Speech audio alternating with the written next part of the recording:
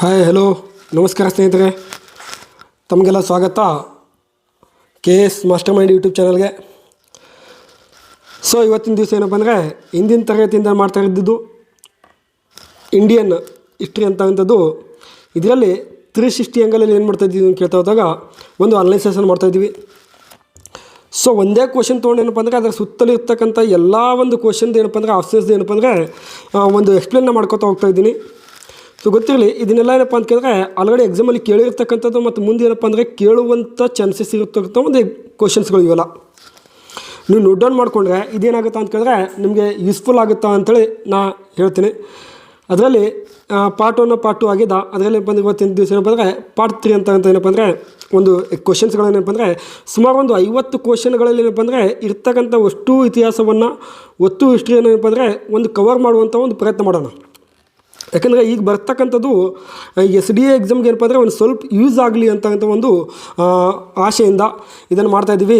ಹಾಗಾದರೆ ತಡ ಮಾಡೋದೇನಪ್ಪ ಅಂದರೆ ಕ್ವಶನ್ಸ್ಗೆ ಮುಂದೆ ಹೋಗೋಣ. ನಿಮಗೊಂದು ಕ್ವಶನ್ಸ್ ಕೂಡ ಕೊಟ್ಟಿದೆ. ಯಾವ್ದು ಕೊಟ್ಟಿದೆ ಅಂತ ಕೇಳಿದ್ರೆ ಇಲ್ಲಿ ನೋಡ್ರಿ, ಒಂದು ಕ್ವಶನ್ಸು ಫಸ್ಟ್ ಕ್ವಶನ್ ಏನಪ್ಪ ಅಂತ ಕೇಳಿದ್ರೆ ಆಲ್ರೆಡಿ 8 ಕ್ವಶನ್ ಆಗಿದ್ದು.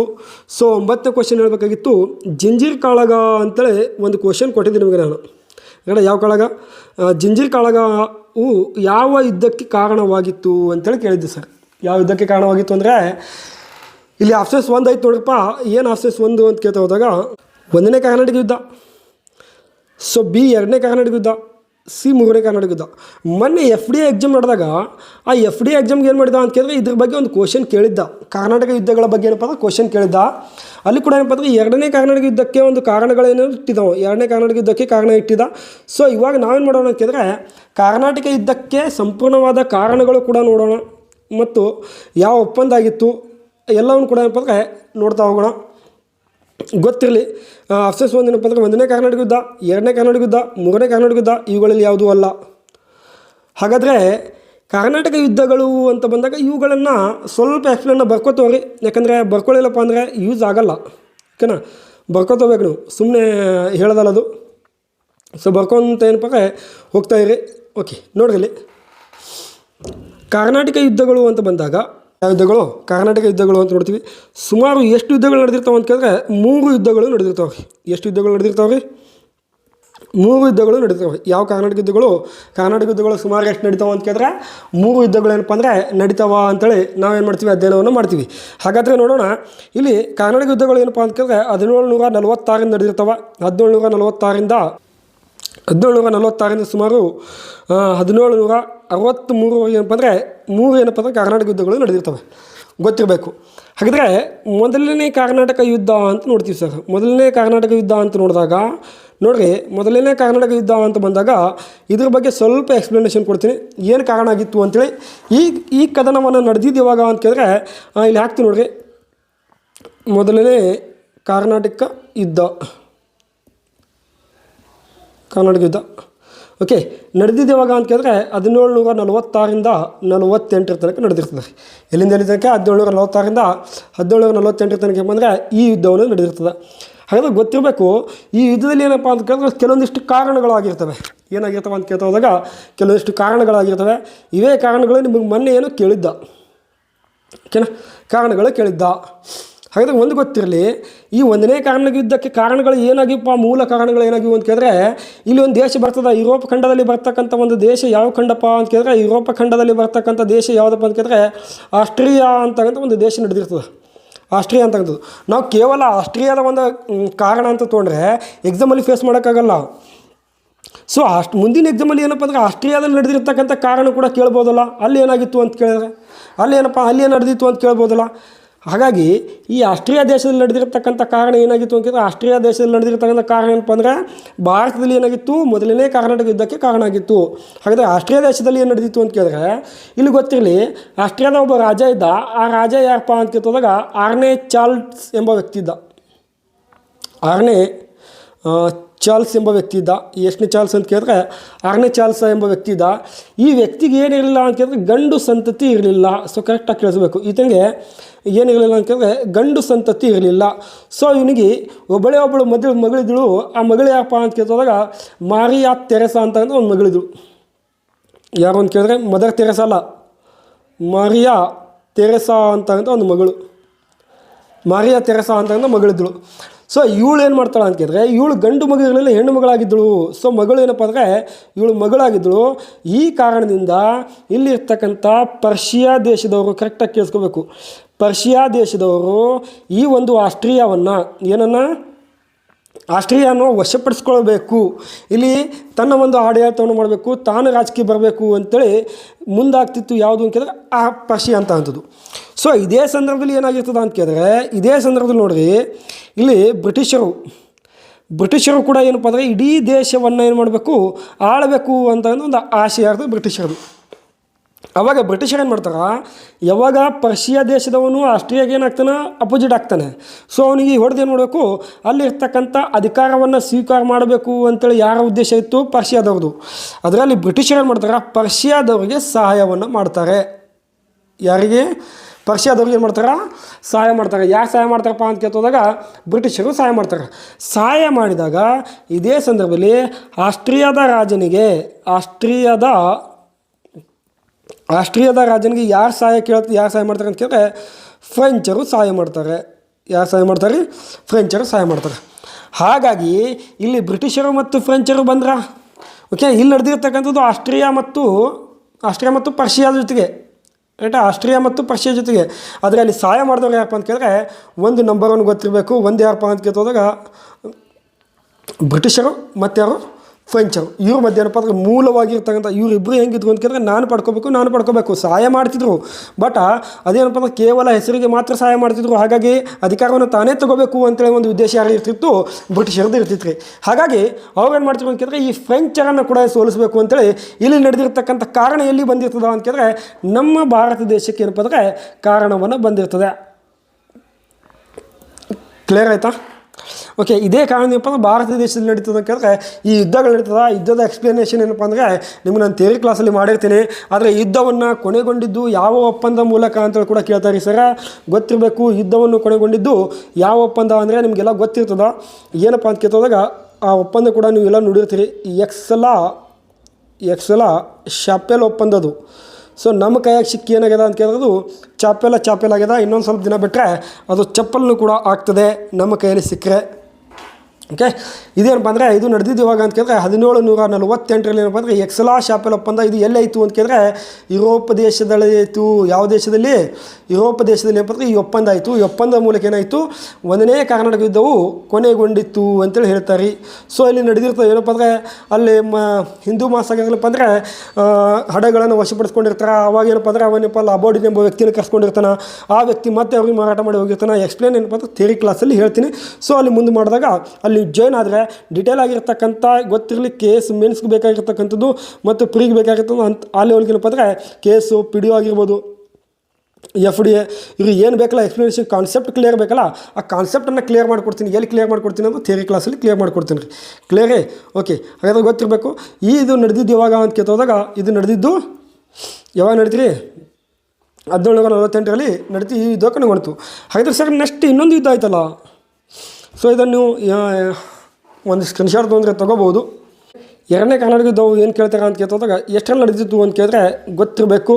ಈ ಕರ್ನಾಟಕ ಯುದ್ಧವು 1749ರಿಂದ 54 ಎಷ್ಟು 1754 ತನಕ. ಮತ್ತು 1700 ಅಂದರೆ ಇದಕ್ಕೆ ಮಾಡ್ಕೊಂಡಿರಿ, ರೈಟಾ? ಇದೇನೋ ಕರೆಕ್ಟ್ ಅನಿಸಲ್ಲ ಅನಿಸುತ್ತೆ ನಿಮಗೆ.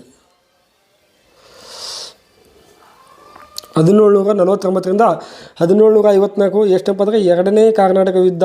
ಎಷ್ಟನೇ ಕರ್ನಾಟಕ ಯುದ್ಧ? 2ನೇ ಕರ್ನಾಟಕ ಯುದ್ಧ ಏನಾಗಿತ್ತು ಅಂತ ಕೇಳ್ತೋದಾಗ ನಡೆದಿತ್ತು ಅಂತ ಹೇಳ್ತೀವಿ ಸರ್. ಎಷ್ಟನೇ ಕರ್ನಾಟಕ ಯುದ್ಧ? 2ನೇ ಕರ್ನಾಟಕ ಯುದ್ಧವನ್ನು ನಡೆದಿತ್ತು. ಓಕೆ, ಹಾಗಾದರೆ ಇಲ್ಲಿ ಏನು ಕಾರಣ ಆಗಿರ್ತದೆ ಅಂತ ಕೇಳಿದ್ರೆ ಇಲ್ಲಿ ನಮ್ಮ ಭಾರತ ದೇಶದಲ್ಲಿ ಕಾರಣ ಆಗಿರ್ತದ.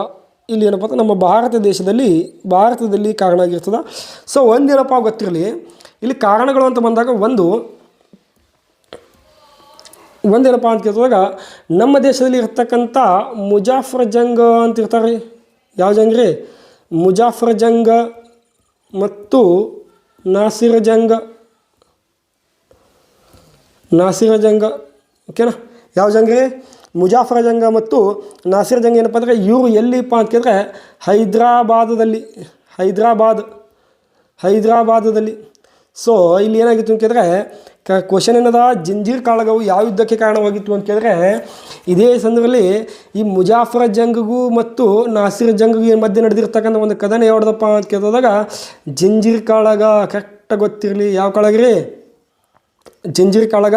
ಇದು ನಡೆದಿದ್ದು ಯಾವಾಗಪ್ಪ ಅಂತ ಕೇಳ್ತಾ ಹೋಗ್ತಾರೆ, ನಡೆದಿದ್ದು 1750ರಲ್ಲಿ ನಡೆದಿರ್ತಕ್ಕಂಥದ್ದು. ಎಷ್ಟರಲ್ಲಿ ನಡೆದಿರ್ತಕ್ಕಂಥದ್ದು ರೀ, 1750ರಲ್ಲಿ ನಡೆದಿರ್ತಕ್ಕಂಥದ್ದು. ಇದನ್ನು ಕೂಡ ಏನಾಗ್ತದೆ, ನೇರವಾಗಿರ್ತಕ್ಕಂಥ ಎರಡನೇ ಯುದ್ಧಕ್ಕೆ ಕಾರಣ ಆಗಿರ್ತದೆ.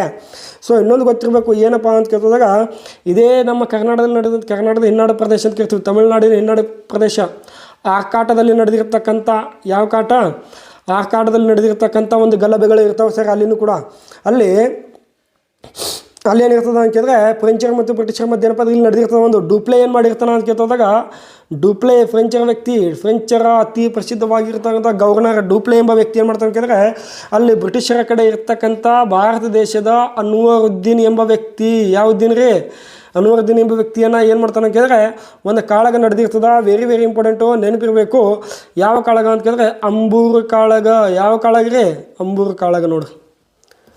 ಸೊ ಅಂಬೂರು ಕಾಳಗವನ್ನು ನಡೆದಿರ್ತದೆ. ಅಂಬೂರು ಕಾಳಗ ಆಗಿದ್ರೆ ಎಷ್ಟರಲ್ಲಿ ನಡೀತದೆ ಸರ್ ಅಂತ ಕೇಳಿದ್ರೆ ಗೊತ್ತಿರಬೇಕು. 1749ರಲ್ಲಿ ಆಗಸ್ಟ್ 3 ಏನಪ್ಪ ಅಂದ್ರೆ ಅಂಬೂರು ಕಾಳಗ ನಡೆದಿರ್ತದೆ. ಈ ಕಾಳಗನೂ ಕೂಡ ಏನಾಗ್ತದೆ, ನೇರವಾಗಿ ಎರಡನೇ ಕರ್ನಾಟಕ ಯುದ್ಧಕ್ಕೆ ಕಾರಣ ಆಗ್ತದೆ.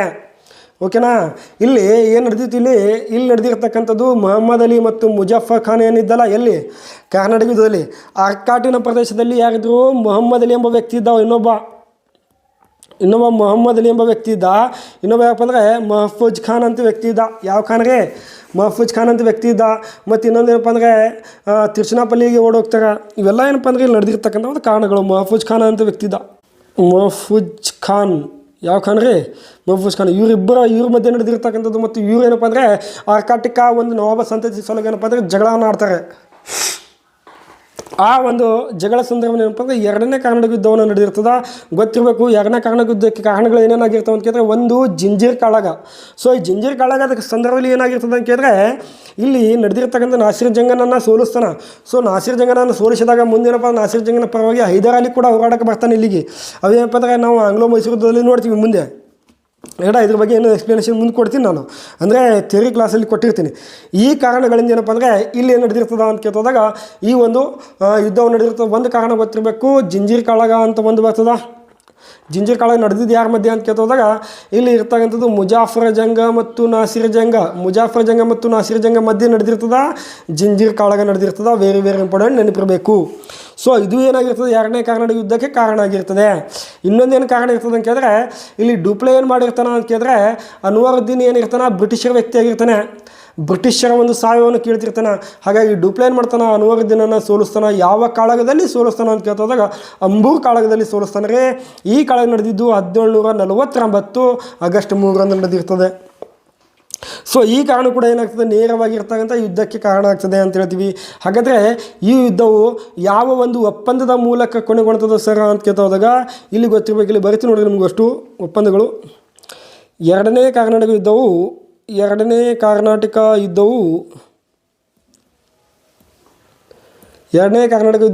ನಡೀತದೆ ಅಂತ ಕೇಳಿದ್ರೆ, ಪಾಂಡಿಚೇರಿ ಒಪ್ಪಂದದ ಮೂಲಕ. ಯಾವ ಒಪ್ಪಂದ ಅಂತ ಕೇಳ್ತಾರೆ ರೀ, ಪಾಂಡಿಚೇರಿ ಒಪ್ಪಂದ.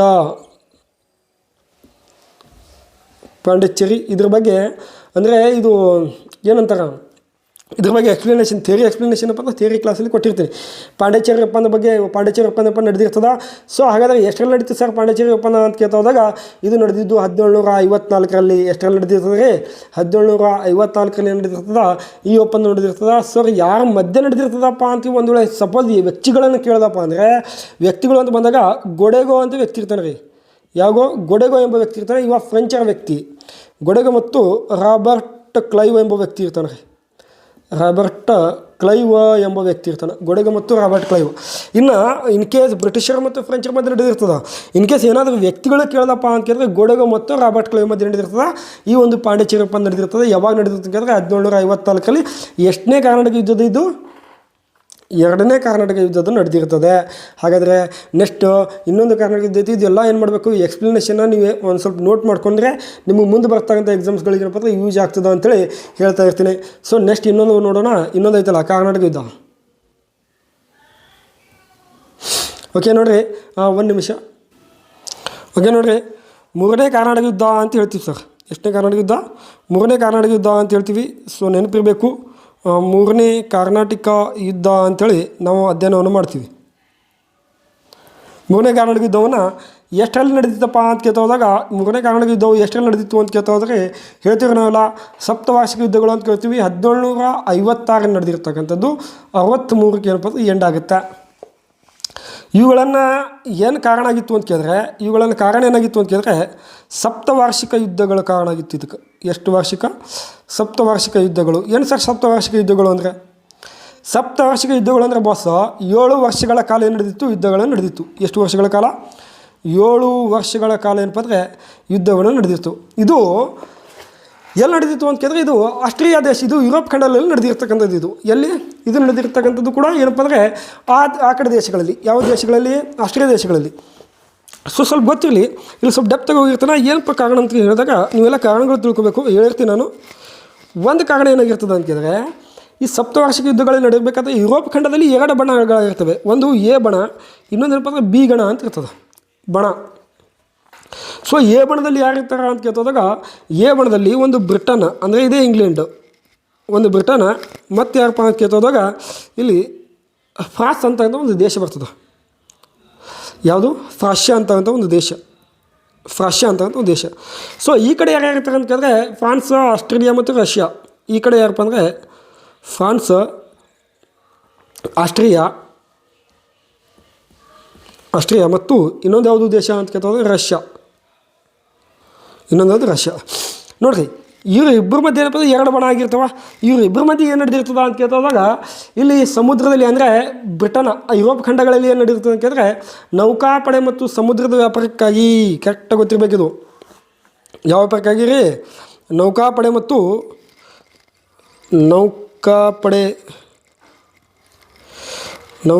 ಮತ್ತು ಸಮುದ್ರದ ವ್ಯಾಪಾರಕ್ಕಾಗಿ. ಆವಾಗಿನ ಕಾಲದಲ್ಲಿ ಸಮುದ್ರದ ವ್ಯಾಪಾರದಲ್ಲಿ ಅತಿ ಹೆಚ್ಚು ಲಾಭ ಸಿಗ್ತಿತ್ತು. ಅದಕ್ಕಾಗಿ ಏನಪ್ಪ ಅತಿ ಹೆಚ್ಚು ಏನಪ್ಪ ಸಮುದ್ರದ ವ್ಯಾಪಾರಕ್ಕಾಗಿ ಇಲ್ಲಿ ಏನಾಗ್ತಿದ್ವು? ಯುದ್ಧಗಳು ಆಗ್ತಿದ್ವು. ಸೊ ಇಬ್ಬರು ಬಣಗಳ ಮಧ್ಯೆ ಏನಪ್ಪ ಅಂದರೆ ನೌಕಾಪಡೆ ಮತ್ತು ಸಮುದ್ರದ ವ್ಯಾಪಾರಕ್ಕಾಗಿ ಏನಪ್ಪ ಅಂದರೆ ಇಬ್ಬರ ಮಧ್ಯೆ ಏನಪ್ಪ ಅಂದರೆ ಅಲ್ಲಿ ಜಗಳ ಸ್ಟಾರ್ಟ್ ಆಗ್ತದೆ. ಎಲ್ಲಿ? ಯುರೋಪ್ ಖಂಡಗಳಲ್ಲಿ. ಅದೇ ಜಗಳ ಏನಪ್ಪ ಅಂದರೆ ಭಾರತ ದೇಶದಲ್ಲಿ ಬಂದಿರ್ತದೆ. ಆ ಸಂದರ್ಭದಲ್ಲಿ ಭಾರತ ದೇಶದಲ್ಲಿ ಬಂದಿರತಕ್ಕಂಥ ಇದೇ ಜಗಳದಲ್ಲಿ ಏನಾಗ್ತದೆ ಅಂತ ಕೇಳಿದ್ರೆ ಯುರೋಪ್ನಲ್ಲಿ, ಅಂದರೆ ಏನಪ್ಪ ಇವ್ರದ್ದು ಏನು ಮೂಲ ಕಾರಣ ಏನಿತ್ತು ಅಂತ ಕೇಳಿದ್ರೆ, ಇವ್ರ ಮೂಲ ಕಾರಣ ಏನಪ್ಪ ಅಂದರೆ ಯಾರೂ ಕೂಡ ಯುರೋಪ್ ಖಂಡದಲ್ಲಿ ಮೂಲ ಕಾರಣ ಇವೆಲ್ಲ ಯುದ್ಧ ಮಾಡೋಕ್ಕೆ ಮೂಲ ಕಾರಣ ಯುರೋಪ್ ಖಂಡದ ಯಾರು ಕೂಡ ಶಕ್ತಿಶಾಲಿ ರಾಷ್ಟ್ರಗಳಾಗಬಾರ್ದು. ಶಕ್ತಿಶಾಲಿ ರಾಷ್ಟ್ರಗಳು ಆಗಿರಬಾರ್ದು ಅನ್ನೋ ಉದ್ದೇಶ ಇರ್ತದೆ. ಯಾವ ಉದ್ದೇಶ ಇರ್ತದೆ? ಯಾರು ಕೂಡ ಶಕ್ತಿಶಾಲಿ ರಾಷ್ಟ್ರಗಳು ಆಗಿರಬಾರ್ದು ಅನ್ನೋ ಉದ್ದೇಶದಿಂದ ಏನಪ್ಪ ಅಂದರೆ ಈ ಯುದ್ಧಗಳೇನಪ್ಪ ಅಂದರೆ ಇವರು ಮಾಡ್ತಿರ್ತಾರೆ. ಓಕೆನಾ? ಹಾಗಾದರೆ ಇನ್ನೊಂದು ಗೊತ್ತಿರಲಿ, ಏನಪ್ಪ ಅಂತ ಕೇಳ್ತೋದಾಗ ಈ ಯುದ್ಧ ನಡೆದಿರ್ತಕ್ಕಂಥದ್ದು ಭಾರತ ದೇಶದಲ್ಲಿ. ಏನಪ್ಪ ಅಂತ ಕೇಳಿದ್ರೆ ಇಲ್ಲಿ ಭಾರತ ದೇಶದಲ್ಲಿ ಒಂದು ಕದನ ನಡೆದಿರ್ತದೆ. ಇದೇ ಒಂದು ಯುದ್ಧದಲ್ಲಿ ಯಾವ ಕದನ ಅಂತ ಕೇಳ್ತೋದಾಗ ವಾಂಡಿ ವಾಶ್ ಕದನ ಅಂತ ಹೇಳ್ತೀವಿ ರೀ. ವೆರಿ ವೆರಿ ಇಂಪಾರ್ಟೆಂಟು, ನೆನಪಿರಬೇಕು. ಯಾವ ಕದನ ಅಂತ ಕೇಳಿದ್ರೆ ವಾಂಡಿ ವಾಶ್ ಕದನ. ಸೊ ವಾಂಡಿ ವಾಶ್ ಕದನವನ್ನು ಎಷ್ಟರಲ್ಲಿ ನಡೀತದ ಅಂತ ಕೇಳ್ತಾ ಹೋದಾಗ ಗೊತ್ತಿರಬೇಕು. ವಾಂಡಿ ವಾಶ್ ಕದನ ನಡೆದಿದ್ದು ಎಷ್ಟರಲ್ಲಿ ಅಂತ ಕೇಳ್ತೀವಿ ನಾವು. ಆಗಲೇ ಲಾಸ್ಟ್ ಟೈಮ್ ಒಂದು ಸಲ ಎಕ್ಸಾಮಲ್ಲಿ ಕೇಳಿದ್ದು ವಾಂಡಿ ವಾಶ್ ಕದನ ಬಗ್ಗೆ. ಓಕೆನಾ? 1760ರಲ್ಲಿ ನಡೆದಿರ್ತಕ್ಕಂಥ ಕದನ. ಹಾಗೆ ಓಕೆನಾ? ಈ ಕದನದಲ್ಲಿ ಏನಾಗಿರ್ತದೆ ಅಂತ ಕೇಳಿದ್ರೆ ಇಲ್ಲಿ ಸರ್ ಐರ್ಕೂಟ್ ಮತ್ತು ಬುಸ್ಸಿ ಮಧ್ಯೆ ನಡೆದಿರ್ತಕ್ಕ ಕದನ. ನೋಡಿದ್ದು ಯಾರ ಮಧ್ಯೆ ಅಂತ ಕೇಳಿದ್ರೆ ಸರ್ ಐರ್ಕೂಟ್ ಮತ್ತು ಬುಸ್ಸಿ ಮಧ್ಯೆ. ಕರೆಕ್ಟಾಗಿ ನೆನಪಿರಬೇಕಿದು.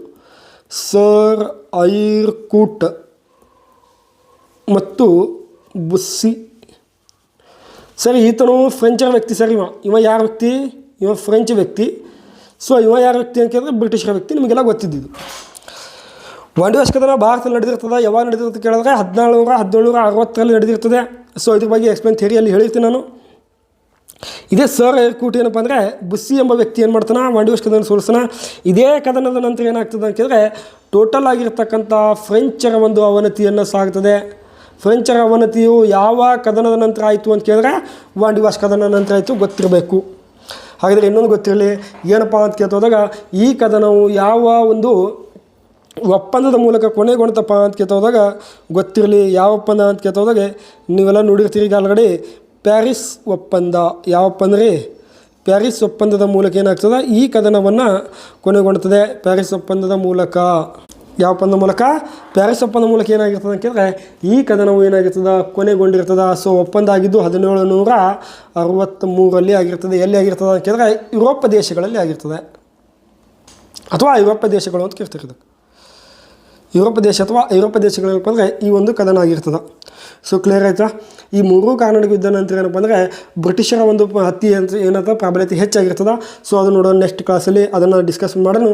ಆದರೆ ಇಲ್ಲಿ ನೆಕ್ಸ್ಟ್ ಕ್ವಶನ್ ಹೋಗ್ತಾ ಹೋಗ್ಬೇಕಾದ್ರೆ ನೋಡೋಣ ನೆಕ್ಸ್ಟ್ ಕ್ವಶನ್ ಏನಂತೇಳಿ. ನೆಕ್ಸ್ಟ್ ಕ್ವಶನ್ ನೋಡ್ರಿ ಏನಲ್ಲಪ್ಪ ಅಂತ ಕೇಳ್ತೋದಾಗ ಕೇಳಿದ್ದಾರೆ ಎದ್ರ ಮೇಲೆ ಕೇಳ್ಯಾರ ಅಂತ ಕೇಳಿದ್ರೆ ಮಧ್ಯ ಭಾರತದ ಇತಿಹಾಸ ಮೇಲೆ. ಇಲ್ಲಿ ಗೊತ್ತಿರಲಿ ಮಧ್ಯ ಭಾರತ, ಕರ್ನಾಟಕ ಇತಿಹಾಸ ಮತ್ತು ಆಧುನಿಕ ಭಾರತ, ಪ್ರಾಚೀನ ಭಾರತ ಎಲ್ಲ ಕ್ವಶನ್ಸ್ಗಳನ್ನು ಆ್ಯಡ್ ಮಾಡ್ತಾ ಇದ್ದೀವಿ. ಯಾಕಂತ ಕೇಳಿದ್ರೆ ನಮ್ಮ ಗುರಿ ಏನಾಗಿತ್ತು ಅಂತ ಕೇಳಿದ್ರೆ SDAಗೆ ಆಗಿರ್ತಕ್ಕಂಥ ಏನಾದರೂ ಒಂದು ಯೂಸ್ ಆಗ್ಬೋದು ಅನ್ನೋ ಚಾನ್ಸಸ್ ಏನಪ್ಪ ಅಂದರೆ ಇದನ್ನು ಮಾಡ್ತಾಯಿದ್ದೀವಿ. ರೈಟ್ರಾ? SDAಗೆ ಒಂದು ಸ್ವಲ್ಪ ಏನಾಗಬೇಕು, ಯೂಸ್ಫುಲ್ ಆಗಿರಬೇಕು. ದೆಹಲಿ ಸುಲ್ತಾನರಲ್ಲಿ ಕಂಸ ತೆರಿಗೆ ಎಂದರೆ ಏನು? ಓಕೆ, ಯಾವ ತೆರಿಗೆ ಅಂದ್ರೇನು, ಕಂಸ ತೆರಿಗೆ ಅಂದ್ರೇನು? ಸೊ ಒಂದೇನದ ಅಂತ ಕೇಳಿದ್ರೆ ಆಪ್ಷನ್ಸು, ಇದು ಮುಸ್ಲಿಮರ ಆಸ್ತಿಯ ಮೇಲೆ ತೆರಿಗೆ, ರೈಟ್. ಮುಸ್ಲಿಮ ಅಲ್ಲದ ರೈತರಿಂದ ಮೊದಲು ತೆರಿಗೆ ಸಂಗ್ರಹಿಸಿದ್ದು, ನಂತರ ಮುಸ್ಲಿಮ ರೈತರಿಂದ ತೆರಿಗೆ ಸಂಗ್ರಹಿಸಿದ್ದು. ಭಾಳ 40 ಕ್ವಶನ್ಸ್ಗಳು ಇರ್ತಾವೆ ರೀ, ಆಪ್ಷನ್ಸ್ಗಳು ಕರೆಕ್ಟಾಗಿ ಓದಬೇಕು. ಮುಸ್ಲಿಮರ ಆಸ್ತಿಯ ಮೇಲೆ ತೆರಿಗೆ, ಓಕೆ. ಮುಸ್ಲಿಮರ ಅಲ್ಲದ ರೈತರಿಂದ ಮೊದಲು ತೆರಿಗೆ ಸಂಗ್ರಹಿಸಿದ್ದು, ನಂತರ ಮುಸ್ಲಿಮ ರೈತರಿಂದಲೂ ತೆರಿಗೆ ಸಂಗ್ರಹಿಸಿದ್ದು. ನೋಡಿರಿ ಹೆಂಗಿಟ್ಟ ನಾವು. ಓಕೆ, ಗಣಿಗಳಿಂದ, ಮೂರನೇ ಆಪ್ಷನ್ ಇಟ್ಟಣ, ಗಣಿಗಳಿಂದ, ಸಂಪತ್ತಿನಿಂದ, ಯುದ್ಧ ಕೊಳ್ಳೆಯಿಂದ ಕೆರೆದ ಒಂದು ತೆರಿಗೆಗಳು, ಇವುಗಳಲ್ಲಿ ಯಾವುದೂ ಅಲ್ಲ, ರೈಟ್. ಇವುಗಳಲ್ಲಿ ಯಾವುದೂ ಅಲ್ಲ. ನೋಡಿರಿ 4ರಲ್ಲಿ ಯಾವುದಾಗ್ತದೆ? ಓಕೆ, ಆನ್ಸರ್ ಮಾಡಿರಿ, ಯೋಚನೆ ಮಾಡಿರಿ. Okay, right. ಹಾಗೆ ನೋಡ್ರಿ ತೆರಿಗೆ ಅಂದರೆ ಏನು ಅಂತ ಒಂದು ಸ್ವಲ್ಪ ನೋಡೋದ್ರಲ್ಲಿ ದೆಹಲಿ ಸುಲ್ತಾನರಲ್ಲಿ ಒಂದು ತೆರಿಗೆ ಅಂತ ಇರ್ತಿತ್ತು, ರೈಟ್. ದೆಹಲಿ ಸುಲ್ತಾನಗಳಲ್ಲಿ ಏನಪ್ಪ ಅಂದರೆ ತೆರಿಗೆ ಅಂತ ಇರ್ತಿತ್ತು. ತೆರಿಗೆ ಅಂದರೆ ಟ್ಯಾಕ್ಸ್, ಕಂದಾಯವನ್ನು ಕಟ್ತಿದ್ರು. ಓಕೆ, ಜನಗಳ ಮೇಲೆ ಏನಪ್ಪ ಅಂದರೆ ತೆರಿಗೆಯನ್ನು ಕಟ್ತಿದ್ರು. ಸೊ ಈ ಕಂಸ ತೆರಿಗೆಯನ್ನು ಯಾರ ಕಾಲದಲ್ಲಿ ಕಂಡು ಬರ್ತದಪ್ಪ ಅಂತ ಕೇಳ್ತದಾಗ ಗೊತ್ತಿರಬೇಕು. ಇದು ಅಲ್ಲಾವುದ್ದೀನ್ ಖಿಲ್ಜಿಯ ಕಾಲದಲ್ಲಿ ಕಂಡು ಬರ್ತದೆ ಸರ್. ಯಾವ ಕಾಲದಲ್ಲಿ? ಅಲ್ಲಾವುದ್ದೀನ್ ಖಿಲ್ಜಿಯ ಕಾಲದಲ್ಲಿ ಕಂಡು ಬರ್ತಕ್ಕಂಥ ಒಂದು ತೆರಿಗೆ ಗೊತ್ತಿರಬೇಕು. ಇದು ಯಾವ ಕಾಲದಲ್ಲಿ? ಅಲ್ಲಾವುದ್ದೀನ್ ಖಿಲ್ಜಿಯ ಕಾಲದಲ್ಲಿ ಬಂದರೆ ಕಂಡು ಬರ್ತಕ್ಕಂಥ ಒಂದು ತೆರಿಗೆ ಯಾವುದಪ್ಪ ಅಂತ ಕೇಳಿದ್ರೆ ಕಂಸ ಅಂತೇಳಿ ನಾವು ಏನು ಮಾಡ್ತೀವಿ, ಅಧ್ಯಯನವನ್ನು ಮಾಡ್ತೀವಿ ರೀ. ಹಾಗಾದರೆ ಸರ್ ಗೊತ್ತಿರಬೇಕು, ಈ ಅಲ್ಲಾವುದ್ದೀನ್ ಖಿಲ್ಜಿ ಏನಪ್ಪ ತೆರಿಗೆನೂ ಕೂಡ ಮಾಡಿದ್ದ. ಮತ್ತೇನಪ್ಪ ಅಂತ ಕೇಳಿದ್ರೆ ಇಲ್ಲಿ ಪೊಲೀಸ್ ವ್ಯವಸ್ಥೆ ಕೂಡ ಏನು ಮಾಡಿದ್ದು, ಜಾರಿ ತಂದಿದ್ದ. ಮೊನ್ನೆ ಕೂಡ ನಿಮಗೆ ಇದ್ರ ಬಗ್ಗೆ ಎಕ್ಸ್ಪ್ಲೇನೇಷನ್ ಮಾಡಿದೆ ನಾನು. ಪೊಲೀಸ್ ವ್ಯವಸ್ಥೆ ಕೂಡ ಏನು ಮಾಡಿದ, ಜಾರಿ ತಂದಿದ್ದ. ಈಗ ಇದ್ರ ಬಗ್ಗೆ ಜಾಸ್ತಿ ಎಕ್ಸ್ಪ್ಲೇನ್ ಮಾಡೋದಲ್ಲ, ಡೈರೆಕ್ಟ್ ತೆರಿಗೆಗಳಿಗೆ ಬಂದುಬಿಡ್ತೀನಿ. ಮುಸ್ಲಿಂ ಆಸ್ತಿಯ ಮೇಲೆ ತೆರಿಗೆ ಅಂತ ಬಂದಾಗ ಇದು ಏನಪ್ಪ ಅಂತ ಕೇಳಿದ್ರೆ ಮುಸ್ಲಿಂ ಆಸ್ತಿ ಮೇಲೆ ತೆರಿಗೆ ಅಂದರೆ ಇದಕ್ಕೆ ಏನು ಕರಿತೀವಿ, ಜಜಿಯಾ ಅಂತೇಳಿ ಕರಿತೀವಿ ಸರ್. ಇದಕ್ಕೆ ಮುಸ್ಲಿಮರ ಆಸ್ತಿಯ ಮೇಲೆ ಕಟ್ಟಿರ್ತಕ್ಕಂಥ ತೆರಿಗೆಯನ್ನು ಏನು ಕರಿತೀವಿ, ಜಜಿಯಾ ಅಂತೇಳಿ ಕರಿತೀವಿ. ಓಕೆ, ಸೊ ಜಜಿಯಾ ಅನ್ನೋದಕ್ಕಿಂತ ಏನಪ್ಪ ಅಂದರೆ ಇದಕ್ಕೆ ಇನ್ನೊಂದು ಜಕಾತ್ ಅಂತೇಳಿ ಕೂಡ ಕರಿತಾರೆ. ಜಕಾತ್ ಭಾಳ ಇಂಪಾರ್ಟೆಂಟ್. ಇದು ಜಕಾತ್ ಅಂತಕ್ಕಂಥದ್ದು ಯಾವುದು, ಜಕಾತ್ ಅಂತಕ್ಕಂಥದ್ದು. ಸೊ ಸಾರಿ ಇರಲಿ, ಜಕಾತ್ ಅಂತಕ್ಕಂಥದ್ದು ಏನಪ್ಪ ಅಂತ ಕೇಳಿದ್ರೆ ಜಕಾತ್ ಇದು ಮುಸ್ಲಿಮರ ಮೇಲೆ ಕಟ್ಟುವಂಥ ತೆರಿಗೆ. ಯಾರ ಮೇಲೆ?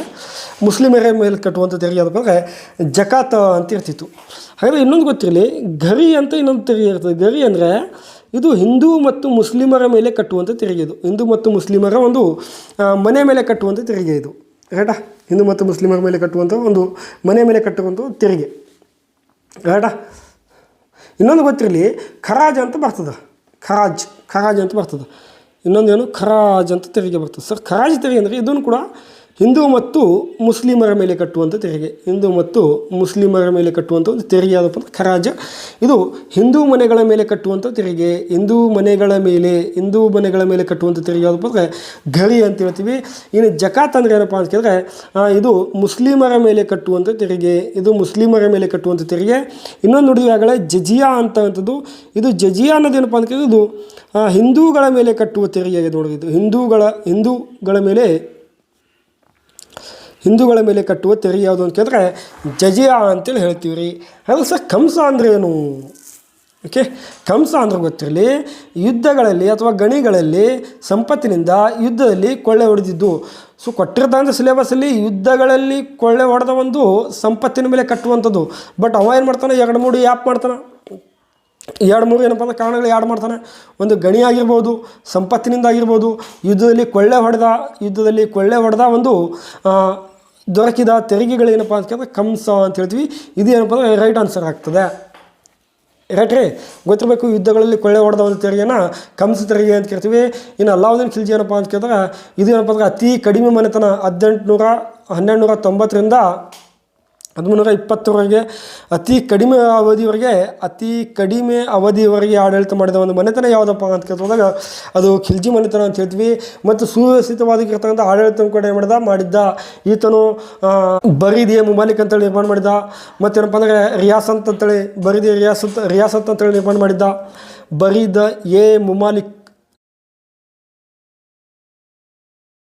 ಮುಮಾಲಿಕ್ ಅಂತೇಳಿ ಕೂಡ ಏನು ಮಾಡಿದ ನಿರ್ಮಾಣ ಮಾಡಿದ್ರಿ. ರೈಟಾ, ಶ್ರೀಕೋಟೆ ನಗರವನ್ನು ನಿರ್ಮಾಣ ಮಾಡಿದ್ದ. ಯಾವ ಕೋಟೆ? ಶ್ರೀಕೋಟೆ ನಗರವನ್ನು ಕೂಡ ಶ್ರೀಕೋಟೆ ನಗರ ನಿರ್ಮಾಣ ಮಾಡಿದ. ಇಲ್ಲೇನಪ್ಪ ಅಂದರೆ 1000 ಕಂಬಗಳ ಕಟ್ಟಡ ಕೂಡ ಏನು ಮಾಡಿದ ನಿರ್ಮಾಣವನ್ನು ಮಾಡಿದ. ಈತನು 2 ರೀತಿಯ ಯುದ್ಧಗಳು ಮಾಡ್ತಾನೆ ರೀ. ಒಂದು ಉತ್ತರ ಭಾರತ, ಇನ್ನೊಂದು ದಕ್ಷಿಣ ಭಾರತ ಅಂತೇಳಿ ಯುದ್ಧಗಳು ಮಾಡ್ತಾನೆ ರೀ. ಓಕೆ, ಹಾಗಾದರೆ ಈತನ ಮೇವಾರದ ಮೇಲೆ ಯುದ್ಧಗಳನ್ನು ಕೂಡ ಕೈಗೊಳ್ತಾನೆ. ಸೊ ಅಲ್ಲಾವುದ್ದೀನ್ ಖಿಲ್ಜಿ ಏನಪ್ಪ ಅಂದರೆ ನೆಕ್ಸ್ಟ್ ಆದರೆ ಯಾವುದೋ ದೆಹಲಿ ಸುಲ್ತಾನ್ ಅಲ್ಲಾವುದ್ದೀನ್ ಖಿಲ್ಜಿ ಬಗ್ಗಾಗ ಅಲ್ಲಿ ಮತ್ತೇನಪ್ಪ ಅಂದರೆ ಅದ್ರ ಬಗ್ಗೆ ಎಕ್ಸ್ಪ್ಲೇನ್ ಜಾಸ್ತಿ ಕೊಡ್ತಿರ್ತೀನಿ. ರೈಟಾ, okay. Very very important question ಇದು. ಯಾವುದು ಅಂತ ಕೇಳ್ತೋದಾಗ ಬಂಗಾಳ ವಿಭಜನೆ ಅಂತ ನೋಡ್ತೀವಿ ನಾವು. ಯಾವ ವಿಭಜನೆ? ಬಂಗಾಳ ವಿಭಜನೆಯ ವಿರುದ್ಧ ಯಾವ ವರ್ಷದಲ್ಲಿ ವಿಭಜನೆ ವಿರೋಧಿ ಚಳುವಳಿಗಳು ಆರಂಭವಾದವು? ಬಂಗಾಳ ಆಪ್ಷನ್ಸ್ 1 ನೋಡ್ರಿ, 1904, 1905, 1906, 1907. ಹಾಗಾದರೆ ಬಂಗಾಳ ವಿಭಜನೆ ನೋಡೋದಕ್ಕಿಂತ ಮುಂಚಿತವಾಗಿ 1904ರಲ್ಲಿ ಏನಪ್ಪ ಅಂದರೆ ಬಂಗಾಳ ವಿಭಜನೆ ಮಾಡಿದ ವ್ಯಕ್ತಿ ಯಾರಪ್ಪ ಅಂತ ಕೇಳಿದಾಗ ಲಾರ್ಡ್ ಕರ್ಜನ್ ಎಂಬ ವ್ಯಕ್ತಿ. ಸ್ವಲ್ಪ ನೋಟ್ ಡೌನ್ ಮಾಡ್ಕೊರಿದು, ಡೀಟೇಲ್ ಆಗಿರ್ತಕ್ಕಂಥ ಒಂದು ಎಕ್ಸ್ಪ್ಲೇನ್ ಕೊಡ್ತೀನಿ, ನೋಟ್ ಡೌನ್ ಮಾಡ್ಕೊರಿ. ಇವ ಸಂದರ್ಭದಲ್ಲಿ ಯಾರಿದ್ದ ಅಂತ ಕೇಳಿದ್ರೆ ಲಾರ್ಡ್ ಕರ್ಜನ್ ಎಂಬ ವ್ಯಕ್ತಿ ಇದ್ದ. ಯಾವ ಕರ್ಜನ್ ರೀ? ಲಾರ್ಡ್ ಕರ್ಜನ್ ಎಂಬ ವ್ಯಕ್ತಿ ಇದ್ದ. ಈತನು 2 ಶತಮಾನಗಳನ್ನು ನೋಡಿರ್ತಕ್ಕಂಥ 2 ಶತಮಾನಗಳು ನೋಡಿದ ಗವರ್ನರ್ ಜನರಲ್ ಆಗಿದ್ದಾನೆ. 2 ಶತಮಾನಗಳು ನೋಡಿದ ಗವರ್ನರ್ ಜನರಲ್ ಯಾರಪ್ಪ ಅಂತ ಕೇಳಿದ್ರೆ ಲಾರ್ಡ್ ಕರ್ಜನ್ ಅಂತ ಬರ್ತಾನೆ ಸರ್. ರೈಟಾ, ಈತನು ಬಂದಿದ್ದು ಯಾವಾಗ ಅಂತ ಕೇಳಿದ್ರೆ 1899ರಲ್ಲಿ ಬಂದಿದ್ದ, 1905 ತನಕ ಇರ್ತಾನೆ ಸರ್. ಬಂದಿದ್ದು 1899ರಲ್ಲಿ ಬಂದಿದ್ದ, 1905 ತನಕ ಲಾರ್ಡ್ ಕರ್ಜನ್ ಭಾರತ ದೇಶದಲ್ಲಿ ಇದ್ದಿರ್ತಾನೆ. ಕ್ಲಿಯರಾ? ಸೊ ಲಾರ್ಡ್ ಕರ್ಜನ್ ಏನಪ್ಪ ಅಂದರೆ ಬಂದಾಗ ಮೊದಲು ಏನಾಗಿತ್ತು ಅಂತ ಕೇಳಿದ್ರೆ 1904ರಲ್ಲಿ ಏನು ಮಾಡ್ತಾನೆ ಕೇಳಿದ್ರೆ ಈತನು ಪುರಾತತ್ವ ಇಲಾಖೆಯನ್ನು ಸ್ಟಾರ್ಟ್ ಮಾಡ್ತಾನೆ ಸರ್. ಯಾವ ತತ್ವ ಇಲಾಖೆ? ಪುರಾತತ್ವ ಇಲಾಖೆಯನ್ನು ಸ್ಟಾರ್ಟ್ ಮಾಡ್ತಾನೆ. ರೈಟ್ ರೀ. ಹಾಗಾದರೆ ಪುರಾತತ್ವ ಇಲಾಖೆ ಮೊದಲ ಕಾರ್ಯದರ್ಶಿ ಆಗಿರ್ತಾರೆ ಅಂತ ಕೇಳಿದ್ರೆ ಸರ್ ಜಾನ್ ಮಾರ್ಷಲ್. ನೋಡಿ, ಸರ್ ಜಾನ್ ಮಾರ್ಷಲ್ ಎಂಬ ವ್ಯಕ್ತಿ ಏನಪ್ಪ ಅಂದರೆ ಇದರ ಒಂದು ಏನಾಗಿರ್ತದ ಮೊದಲ ಕಾರ್ಯದರ್ಶಿಯಾಗಿರ್ತದೆ. ಅದು ಎಷ್ಟರಲ್ಲಿ ಅಂತ ಕೇಳಿದ್ರೆ 1924-25 ಸಂದರ್ಭದಲ್ಲಿ. ಕ್ಲಿಯರ್? 1924-25 ಮೊದಲ ಕಾರ್ಯದರ್ಶಿಯಾಗಿ ಯಾರು ಕೆಲಸ ಮಾಡ್ತಾರೆ? ಈ ವ್ಯಕ್ತಿ ಮಾಡ್ತಾರೆ. ಇನ್ನು ಪುರಾತತ್ವ ಇಲಾಖೆಯನ್ನು ಮೊಟ್ಟ ಮೊದಲ ಬಾರಿಗೆ ಸ್ಟಾರ್ಟ್ ಮಾಡಿದವರು ಯಾರಪ್ಪ ಅಂತ ಕೇಳಿದ್ರೆ 1861ರಲ್ಲಿ ಅಲೆಕ್ಸಾಂಡರ್ ಕನ್ನಿಂಗ್ಹ್ಯಾಮ್ ಒಬ್ಬ ವ್ಯಕ್ತಿ ಇರ್ತಾನೆ ರೀ. ಅಲೆಕ್ಸಾಂಡರ್ ಕನ್ನಿಂಗ್ಹ್ಯಾಮ್ ಎಂಬ ವ್ಯಕ್ತಿ ಇರ್ತಾನೆ. ಅಲೆಕ್ಸಾಂಡರ್ ಕನ್ನಿಂಗ್ಹ್ಯಾಮ್ ಎಂಬ ವ್ಯಕ್ತಿ ಇರ್ತಾನೆ. ಇವ ಏನು ಮಾಡ್ತಾನೆ ಕೇಳಿದ್ರೆ 1861 ಸಂದರ್ಭದಲ್ಲಿ ಸಿಂಧೂ ನಾಗರಿಕತೆಯ ಬಯಲಿನ ಬಗ್ಗೆ ಅಧ್ಯಯನ ಮಾಡಲಿ ಅಂತಂದರೆ 1864ರಲ್ಲಿ ಪುರಾತತ್ವ ಇಲಾಖೆಯನ್ನು ಸ್ಟಾರ್ಟ್ ಮಾಡಿರ್ತಾನೆ ಮೊಟ್ಟ ಮೊದಲ ಬಾರಿಗೆ. ಸೊ 2ನೇ ಬಾರಿಗೆ ಅಂತ ಬಂದಾಗ ಯಾರು? Lord Curzon. ಕ್ಲಿಯರಾಗಿ ಗೊತ್ತಿರಲಿ. ಹಾಗಾದರೆ ಇದೇ 1904ರಲ್ಲಿ ಇನ್ನೊಂದು ಏನು ಕಾಯ್ದೆ ತರ್ತಾನೆ ಲಾರ್ಡ್ ಕರ್ಜನ್ ಅಂತ ಕೇಳಿದ್ರೆ ಸ್ಮಾರಕಗಳ ಕಾಯ್ದೆ ಅಂತ ತರ್ತಾನೆ ರೀ. ಯಾವ ಕಾಯ್ದೆ? ಸ್ಮಾರಕಗಳ ಕಾಯ್ದೆ. ಅಂದರೆ ಸ್ಮಾರಕಗಳನ್ನು ಭಾರತ ದೇಶದಲ್ಲಿ ಇರ್ತಕ್ಕಂಥ ಸ್ಮಾರಕಗಳನ್ನು ರಕ್ಷಣೆ ಮಾಡೋ ಸಲುವಾಗಿ ಏನಪ್ಪ ಅಂದರೆ ಈ ಕಾಯ್ದೆನೇ ತಂದಿರ್ತಾನೆ. ಇವನೇನು ಹೇಳ್ತಾನೆ ಅಂತ ಕೇಳಿದ್ರೆ ಒಂದು ದೇಶದ ಅಥವಾ ಭಾರತ ದೇಶದ ಗತವೈಭವವನ್ನು ಕಾಣಬೇಕಾದ್ರೆ ಆ ದೇಶದಲ್ಲಿ ಇರ್ತಕ್ಕಂಥ ಸ್ಮಾರಕಗಳು ಪ್ರಮುಖವಾಗಿ ಕಾರಣವಹಿಸುತ್ತಾರೆ ಅಂತ ಹೇಳ್ತಾರೆ. ಸೊ ಇನ್ನೊಂದು ಕ್ವಶನ್ ಕೇಳ್ಯಾರಲ್ಲಿ FD ಏನು ಕೇಳ್ಯಾರ ಅಂತ ಕೇಳಿದ್ರೆ ಈ ಲಾರ್ಡ್ ಕರ್ಜನ್ಗೆ ನೆಕ್ಸ್ಟ್ ಸ್ಲೈಡಲ್ಲಿ ಹೇಳ್ತೀನಿ ನೋಡಿ ಅದ್ರ ಬಗ್ಗೆ. ಲಾರ್ಡ್ ಕರ್ಜನ್ಗೆ ಅಂದರೆ ಇಲ್ಲಿ ಎ ವಿ ಸ್ಮಿತ್ ಎಂಬ ವ್ಯಕ್ತಿ, ಎ ವಿ ಸ್ಮಿತ್ ಏನು ಕೇಳ್ತಾರೆ ಅಂತ ಕೇಳಿದ್ರೆ ಎ ವಿ ಸ್ಮಿತ್ ಕೆಲವೊಂದು ಕಡೆ ಆಸ್ತಿ ಮುಜುಮ್ದಾರ್ ಅಂತ ಹೇಳ್ತಾರೆ. ಇರಲಿ, ಇವ್ರು ಏನು ಹೇಳ್ತಾರೆ ಅಂತ ಕೇಳಿದ್ರೆ ಲಾರ್ಡ್ ಕರ್ಜನನು ಕರೆಕ್ಟಾಗಿ ಬರ್ಕೋಬೇಕಿದು. ಲಾರ್ಡ್ ಕರ್ಜನನು ಭಾರತದ ಸ್ಮಾರಕಗಳಲ್ಲಿ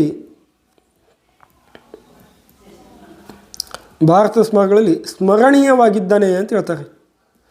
ಸ್ಮರಣೀಯವಾಗಿದ್ದಾನೆ ಏನೂ ಆಗಿದ್ದಾನೆ, ಸ್ಮರಣೀಯವಾಗಿದ್ದಾನೆ. ನೋಡಿ, ಭಾರತದ ಲಾರ್ಡ್ ಕರ್ಜನ್ ಏನಪ್ಪ ಅಂದರೆ ಸ್ಮರಣೀಯವಾಗಿದ್ದಾನ ಅಂತ ಹೇಳ್ತಾರೆ. ಮತ್ತು ಮುಂದೇನಪ್ಪ ಅಂದರೆ ಈತನಿಗೆ ಹಿಮಾಲಯ ಬ್ಲೆಂಡರ್ ಅಂತೇಳಿ ಕೂಡ ಕರೀತಾರೆ ಈ ಬಂಗಾಳ ವಿಭಜನೆ ಮಾಡಿದಾಗ. ಹೇಳ್ತೀನಿ ಅದ್ರ ಬಗ್ಗೆ ನಿಮಗೆ ನಾನು ಕ್ಲಿಯರಾ. ಈ ರೀತಿ ಏನಪ್ಪ ಅಂದರೆ ಯಾರು ಕರೆದ್ರು ಅಂತ ಕೇಳಿದ್ರೆ ಎ.ವಿ. ಸ್ಮಿತ್ ಎಂಬ ವ್ಯಕ್ತಿ ಹೇಳ್ತಾರೆ. ಓಕೆ, ನೆಕ್ಸ್ಟ್ ಇಲ್ಲಿ ನೋಡಿದ್ರೆ ಹಿಂದೆ ಏನಪ್ಪ ಅಂತ ಕೇಳಿದ್ರೆ 1904 ಏನಪ್ಪ ಇದನ್ನು ಕೂಡ ಮಾಡಿದ್ರು, ಇದನ್ನು ಕೂಡ ಜಾರಿಯನ್ನು ಮಾಡಿದ್ರು. ಹಾಗಾದರೆ 1905 ಏನು ಸರ್? 1905 ಏನಪ್ಪ ಅಂದರೆ ಬಂಗಾಳ ವಿಭಜನೆಯ ವಿರುದ್ಧ ಯಾವ ವರ್ಷದಲ್ಲಿ ಚಾಲುವಾಗಿ ಆರಂಭವಾದವು ಅಂತ ಕೇಳಿದ್ರೆ 1905 ಚಾಲುವಾದವು. ರೈಟ್. ಸೊ ಇವಾಗ ಯಾಕೆ ಚಾಲು ಆಗ್ತಾವು?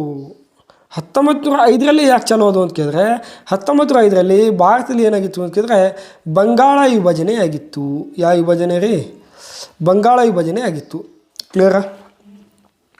ಬಂಗಾಳ ವಿಭಜನೆ ಎಷ್ಟರಲ್ಲಿ ಆಯಿತು ಅಂತ ಕೇಳಿದ್ರೆ 1905 ಏನಾಗಿತ್ತು ಅಂತ ಕೇಳಿದ್ರೆ ಬಂಗಾಳವನ್ನು ವಿಭಜನೆ ಆಯಿತು ಅಂಥೇಳಿ ನಾವು ಮಾಡ್ತೀವಿ, ಅಧ್ಯಯನವನ್ನು ಮಾಡ್ತೀವಿ ರೀ. ಹಾಗೆ ಸರ್, ಬಂಗಾಳ ವಿಭಜನೆಯನ್ನು ಮಾಡಿರ್ತಕ್ಕಂಥದ್ದು ಪತ್ರಿಕೆ ಯಾವುದಪ್ಪ ಅಂತ ಕೇಳಿದ್ರೆ ಒಂದು ಪತ್ರಿಕೆಗಳಿರ್ತಾವೆ, ಹಲವಾರು ಪತ್ರಿಕೆಗಳಿದ್ದವು ಅವಾಗ. ಓಕೆನಾ? ಇಂಗ್ಲೆಂಡ್ ಪತ್ರಿಕೆ ಆಗಿರ್ಬೋದು, ಕಲ್ಕತ್ತಾ ಪತ್ರಿಕೆ ಆಗಿರ್ಬೋದು, ಮತ್ತು ಪತ್ರ ತಯಾರಿಕೆ ಆಗಿರ್ಬೋದು. ಇಂಗ್ಲೆಂಡ್ ಪತ್ರಿಕೆಗಳಲ್ಲಿ ಆಗಿರ್ತದೆ ರೀ. ಓಕೆನಾ? ಇನ್ನು ಕಲ್ಕತ್ತಾ ಪತ್ರಿಕೆಗಳಲ್ಲಿ, ಕಲ್ಕತ್ತಾದ ಒಂದು ಪತ್ರಿಕೆಗಳಲ್ಲಿ.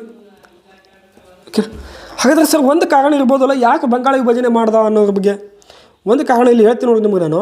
ಕಾರಣ ಅಂತ ಬಂದಾಗ ನೋಡಿರಿ, ಬರ್ಕೋತಿದ್ರೆ ಒಂದೇನಪ್ಪ ಅಂದರೆ ಬಂಗಾಳದಲ್ಲಿ ಅತಿ ಹೆಚ್ಚು ರಾಷ್ಟ್ರೀಯವಾದಿಗಳು, ಯಾರು ರಾಷ್ಟ್ರೀಯವಾದಿಗಳು ಹುಟ್ಟಿದ್ದರು. ನೋಡ್ರಿ, ಅತಿ ಹೆಚ್ಚೇನಪ್ಪ ಅಂದರೆ ಬಂಗಾಳ ಎಂಬ ಪ್ರದೇಶದಲ್ಲಿ ಹಿಂದೂಗಳು ಮತ್ತು ಮುಸ್ಲಿಮರು ಎಲ್ಲ ಕೂಡ ಏನಪ್ಪ ಅಂದರೆ ಏಕತೆಯಿಂದ ಏನು ಮಾಡ್ತಿದ್ರು, ಹೋರಾಟವನ್ನು ಮಾಡ್ತಿದ್ರು. ಒಂದು ಕಾರಣ. ಇವರ ಉದ್ದೇಶ ಏನಾಗಿತ್ತು, ಈ ಏಕತೆ ಅನ್ನೋದು ಏನು ಮಾಡಬೇಕು, ಏಕತೆ ಅನ್ನೋದು ಒಡೆದು ಆಳಬೇಕು. ಏನು ಮಾಡಬೇಕು? ಒಡೆದು ಆಳುವುದು ಅಂತ ಒಂದು ಉದ್ದೇಶ. ಯಾರ್ದಾಗಿತ್ತು ಅಂತ ಕೇಳಿದ್ರೆ ಲಾರ್ಡ್ ಕರ್ಜನ್ದಾಗಿತ್ತು. ಅದು ಒಂದಾದ ಬಂಗಾಳವು ಅಥವಾ ಒಂದಾದ ಬಂಗಾಳವು ಅಂದರೆ ಏಕತೆ ಆಗಿರೋ ಬಂಗಾಳವು ಬ್ರಿಟಿಷ್ ಸಾಮ್ರಾಜ್ಯಕ್ಕೆ ಅಪಾಯಕಾರಿ ಅಂತೇಳಿ ಹೇಳ್ತಾರೆ ಬ್ರಿಟಿಷರು. ಯಾಕಂದರೆ ಅತಿ ಹೆಚ್ಚು ಮಂದಿ ಏನಪ್ಪ ಅಂದ್ರೆ ಬಂಗಾಳದಲ್ಲೇ ಹುಡ್ತಿದ್ರು. ಅತಿ ಹೆಚ್ಚು ರಾಷ್ಟ್ರವಾದಿಗಳು, ಅತಿ ಹೆಚ್ಚು ಕ್ರಾಂತಿಕಾರಿಗಳು ಮತ್ತು ಎಲ್ಲ ವ್ಯಕ್ತಿಗಳು ಏನಪ್ಪ ಅಂದ್ರೆ ಅತಿ ಹೆಚ್ಚು ಹುಟ್ಟಿದಲ್ಲಿ ಬಂಗಾಳದಲ್ಲಿ ಏನಾದರೂ ಒಂದು ಕಡೆ ಬ್ರಿಟಿಷ್ ದೊಡ್ಡ ವ್ಯಕ್ತಿಗಳು ಹೇಳ್ತಾರೆ, ಇತಿಹಾಸಕಾರ ಹೇಳ್ತಾರೆ ಏನಪ್ಪ ಅಂದರೆ ಇದನ್ನು ಕೂಡ ನೋಡಿದ್ರೆ ಬಂಗಾಳಕ್ಕೆ ನೆಗಡಿಯಾದರೆ ಇಡೀ ಭಾರತವನ್ನೇ ಸೀನುತ್ತದೆ ಅಂತ ಒಂದು ಪರಿಸ್ಥಿತಿ. ಇದು ಭಾರತವೇ ಸೀನುತ್ತದೆ ಅಂದರೆ ಅಷ್ಟು ಸ್ಟ್ರಾಂಗ್ ಆಗಿತ್ತು ಏನು ಬಂಗಾಳ. ಒಂದು ವೇಳೆ ಏನಾದರೂ ಬಂಗಾಳಕ್ಕೆ ಏನಾದರೂ ನೆಗಡಿ ಆಯ್ತಪ್ಪ ಅಂದರೆ ಇಡೀ ಭಾರತವೇ ಏನಾಗ್ತದಲ್ಲಿ ಸೀನ್ತದ ಅಂತಂದ್ರೆ ಒಂದು ಏನಾಗಿತ್ತು ಅಂತ ಕೇಳಿದ್ರೆ ಅದೊಂದು ನಂಬಿಕೆ ಇತ್ತು ಅವಾಗ. ಯಾಕಂದರೆ ಬಂಗಾಳದಲ್ಲಿ ಅಷ್ಟು ಜನ ಒಂದು ಏಕತೆ ಅಂತ ಇತ್ತು, ರೈಟಾ? ಹಾಗಾಗಿ ಇತಿಹಾಸಕಾರ ಇದನ್ನು ಹೇಳ್ತಾರೆ, ಬಂಗಾಳ ವಿಭಜನೆ ಪದ ಹಿಂದೂ ಮುಸ್ಲಿಮರ ಶಕ್ತಿಯಾಗಿತ್ತು ಅಂತ ಹೇಳ್ತಾರೆ. ಬಂಗಾಳ ವಿಭಜನೆ ಏನಾಗಿತ್ತು ಅಂತ ಕೇಳಿದ್ರೆ ಒಂದು ಕಡೆ ರಿಸ್ಲೆ ಅಂತ ಒಬ್ಬ ವ್ಯಕ್ತಿ ಇರ್ತಾನೆ ರೀ. ರಿಸ್ಲೆ ಎಂಬ ಇತಿಹಾಸಕಾರ ಹೇಳ್ತಾನೆ, ಇದು ಬಂಗಾಳ ವಿಭಜನೆ ಏನಾಯಿತು ಅಂತ ಕೇಳಿದ್ರೆ ಬಂಗಾಳ ವಿಭಜನೆ ಹಿಂದೂ ಮತ್ತು ಮುಸ್ಲಿಮರ ಶಕ್ತಿಯ ವಿಭಜನೆ ಆಯಿತು ಅಂತ ಹೇಳ್ತಾರೆ. ಶಕ್ತಿಯ ವಿಭಜನೆ ನೋಡ್ರಿ, ಅವರು ಒಡೆದಾಳುವ ನೀತಿಯನ್ನು ಮಾಡಬೇಕು ಅಂತೇಳಿ ಮಾಡ್ತಾರೆ. ಇನ್ನೊಂದು ಭಾಳಷ್ಟು ಅದಾವ ಇದ್ರ ಬಗ್ಗೆ ಹೇಳ್ಬೇಕಂದ್ರೆ, ಬಂಗಾಳ ವಿಭಜನೆ ಬಗ್ಗೆ ಹೇಳ್ಬೇಕಂದ್ರೆ ಭಾಳಷ್ಟು ಅದಾವ. ನಿಮಗೆ ನಾನು ಹೇಳ್ತೀನಿ. ಇನ್ನೊಂದು ಪಾಯಿಂಟ್ ತೊಗೋರಿ, ಯಾಕಂದ್ರೆ ಇದನ್ನು ಕೂಡ ಕೇಳ್ಯಾರ, FD ಏನು ಕೇಳ್ಯಾರ ಅಂತ ಕೇಳ್ತಾ ಹೋದಾಗ ಲಾರ್ಡ್ ಕರ್ಜನ್ ಒಂದು ಮಾತು ಹೇಳ್ತಾನೆ. ಲಾರ್ಡ್ ಕರ್ಜನ್ ಈತನ ಅನಾಹುತ ಏನು ಹೇಳ್ತಾರೆ ಏನಿಲ್ಲ ಒಂದು ಲಾರ್ಡ್ ಕರ್ಜನ್ ಏನು ಮಾತು ಹೇಳ್ತಾನಪ್ಪ ಅಂತ ಕೇಳ್ತಾ ಹೋದಾಗ, ಸಂಯುಕ್ತವಾದ ಬಂಗಾಳವು ಬ್ರಿಟಿಷ್ ಸಾಮ್ರಾಜ್ಯಕ್ಕೆ ಅಪಾಯಕಾರಿ ಅಂತ ಹೇಳಿದ್ದ ಒಂದು. ಮತ್ತು ಹೇಗಾದರೂ ಮಾಡಿ ಏನಪ್ಪ ಅಂದರೆ ಸಂಯುಕ್ತವಾದ ಬಂಗಾಳಕ್ಕೆ ಏನು ಮಾಡ್ತಾನೆ ಇವನೇ ಹೇಳ್ತಾನೆ ನೋಡಲಿ, ಎಲ್ಲಿರೋದು ಒಂದಾದ ಬಂಗಾಳ ಏನಪ್ಪ ಅಂದರೆ ಬ್ರಿಟಿಷ್ ಸಾಮ್ರಾಜ್ಯಕ್ಕೆ ಅಪಾಯಕಾರಿ ಅಂತ ಹೇಳ್ತಾನೆ. ಹೇಗಾದರೂ ಮಾಡಿ ಕೊನೆಯವರೆಗೂ ಏನಪ್ಪ ಅಂದರೆ ಭಾರತದಲ್ಲಿದ್ದ INCಯನ್ನು ಮುಳುಗಿಸುತ್ತೇನೆ ಅಂತಲೇ ಹೇಳ್ತಾನೆ. ನಿಮಗೊಂದು INC ಬಗ್ಗೆ ಒಂದು ಏನಾದರೂ ಕ್ವಶನ್ ಬತ್ತಪ್ಪ ಅಂದರೆ ಅದ್ರ ಬಗ್ಗೆ ಕೂಡ ಎಕ್ಸ್ಪ್ಲೇನ್ ಮಾಡಿರ್ತೀನಿ ನಾನು. ಕಡೆ ಕೊನೆವರೆಗೆ ಏನಪ್ಪ ಅವ ಹೋಗೋರು ಏನಪ್ಪ ಅಂದ್ರೆ INC ಮುಳುಗಿಸಿ ಹೋಗ್ತೀನಿ, ಅದಕ್ಕೆ ಏನಪ್ಪ ಅಂದ್ರೆ ಅವನತಿಯ ತಂದು ಹೋಗ್ತೀನಿ ಅಂತೇಳಿ ಹೇಳ್ತಾನೆ. ಯಾರು ಹೇಳ್ತಾನೆ? ಲಾರ್ಡ್ ಕರ್ಜನ್ ಎಂಬ ವ್ಯಕ್ತಿ ಹೇಳ್ತಾನೆ. ಸೊ ಇದೇನಪ್ಪ ಬಂಗಾಳ ವಿಭಜನೆ ಆಗಿರ್ತದೆ. ಎಷ್ಟೆಲ್ಲ ಇತ್ತು ಅಂತ ಕೇಳಿದ್ರೆ ನೀವೆಲ್ಲ ನೋಡಿರ್ತಿರಲಿ. 1905 ಏನಪ್ಪ ಅಂದ್ರೆ ಬಂಗಾಳ ವಿಭಜನೆ ಆಗಿರ್ತದೆ. ಇನ್ನು ಬಂಗಾಳ ವಿಭಜನೆ ಏನೋ ಆಗಲ್ಲ ಕಾರಣ ಇದೆಲ್ಲ ಇತ್ತು, ಇದ್ರ ಬಗ್ಗೆ ಏನೋ ರೀಸನ್ಸ್ಗಳು ಭಾಳ ಅದಾವ, ಅವೆಲ್ಲ ಥಿಯರಿ ಹೇಳ್ತೀನಿ. ಇನ್ನೊಂದು ಗೊತ್ತಿರಲಿ.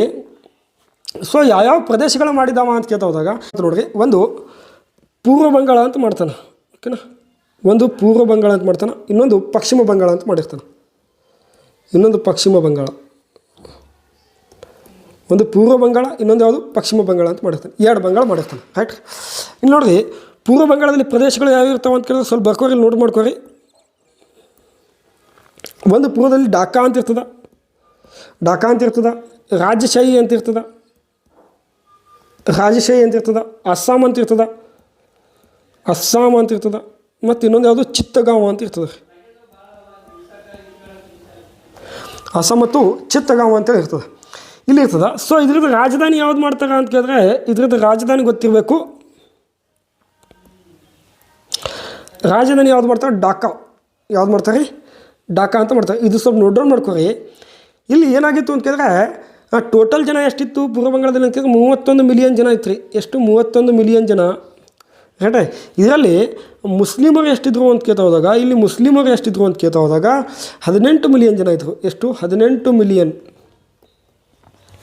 ಜನ ಇದ್ದರು. 18 ಮಿಲಿಯನ್ ಅಂತ ಜನ ಇದ್ದರು. ಎಲ್ಲಿ ಅಂತ ಕೇಳಿದ್ರೆ ಈ ಪ್ರದೇಶದಲ್ಲಿ. ಸೊ ಇಲ್ಲಿ ಏನಾಗಿತ್ತು ಪಶ್ಚಿಮ ಬಂಗಾಳದಲ್ಲಿ ನೋಡ್ರಿ, ಇಲ್ಲಿ ಏನಾಗಿತ್ತು ಅಂತ ಕೇಳ್ತಾ ಹೋದಾಗ ಇಲ್ಲಿ ಪಶ್ಚಿಮ ಬಂಗಾಳದಲ್ಲಿ ಒಂದು ಬಿಹಾರ ಅಂತ ಇರ್ತದೆ, ಒಂದು ಬಿಹಾರ. ಎರಡನೇದು ಯಾವುದು ಅಂತ ಒಡಿಸ್ಸಾ, ಕಲ್ಕತ್ತಾ, ಮತ್ತು ಇನ್ನೊಂದು ಯಾವುದು?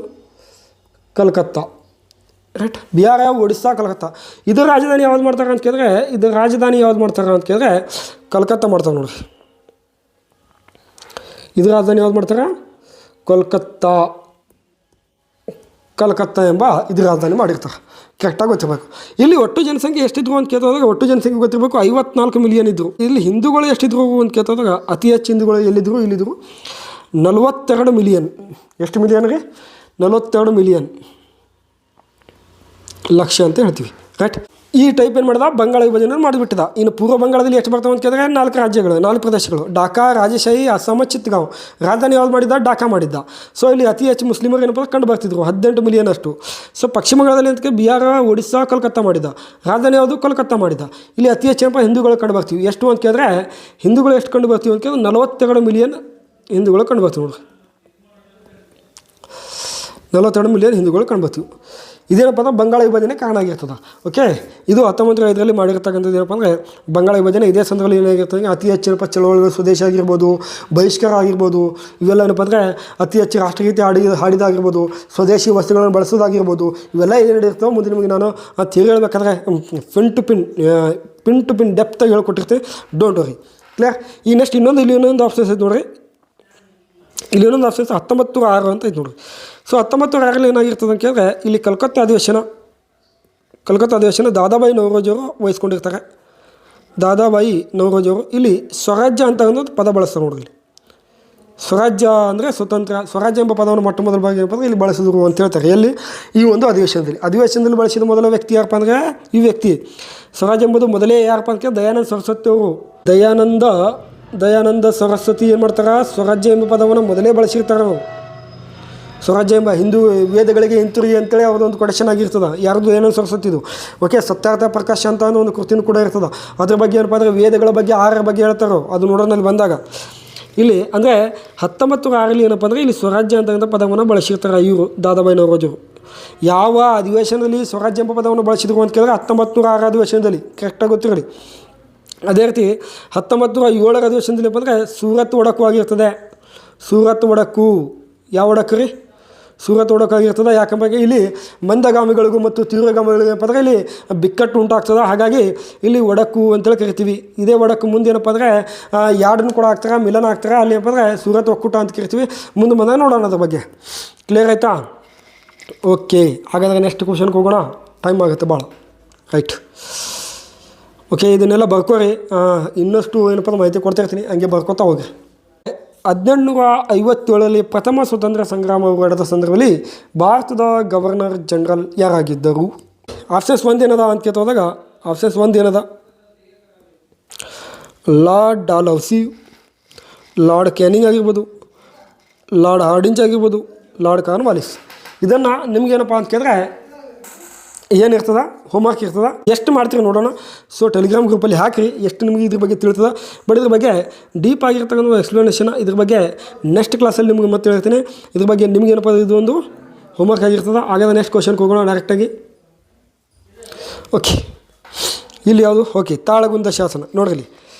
ಇಲ್ಲಿ ಕ್ವಶನ್ ಏನೈತೆ ಕೇಳಿದ್ರೆ, ತಾಳಗುಂದ ಶಾಸನದ ಪ್ರಕಾರ ಕದಂಬ ಕುಲ ಶಿರೋಮಣಿ ಕೀರ್ತಿ ಸೂರ್ಯ, ಕದಂಬ ಕುಲ ಶಿರೋಮಣಿ ಕೀರ್ತಿ ಸೂರ್ಯ ಎಂಬ ಬಿರುದು ಯಾರಿಗಿತ್ತು?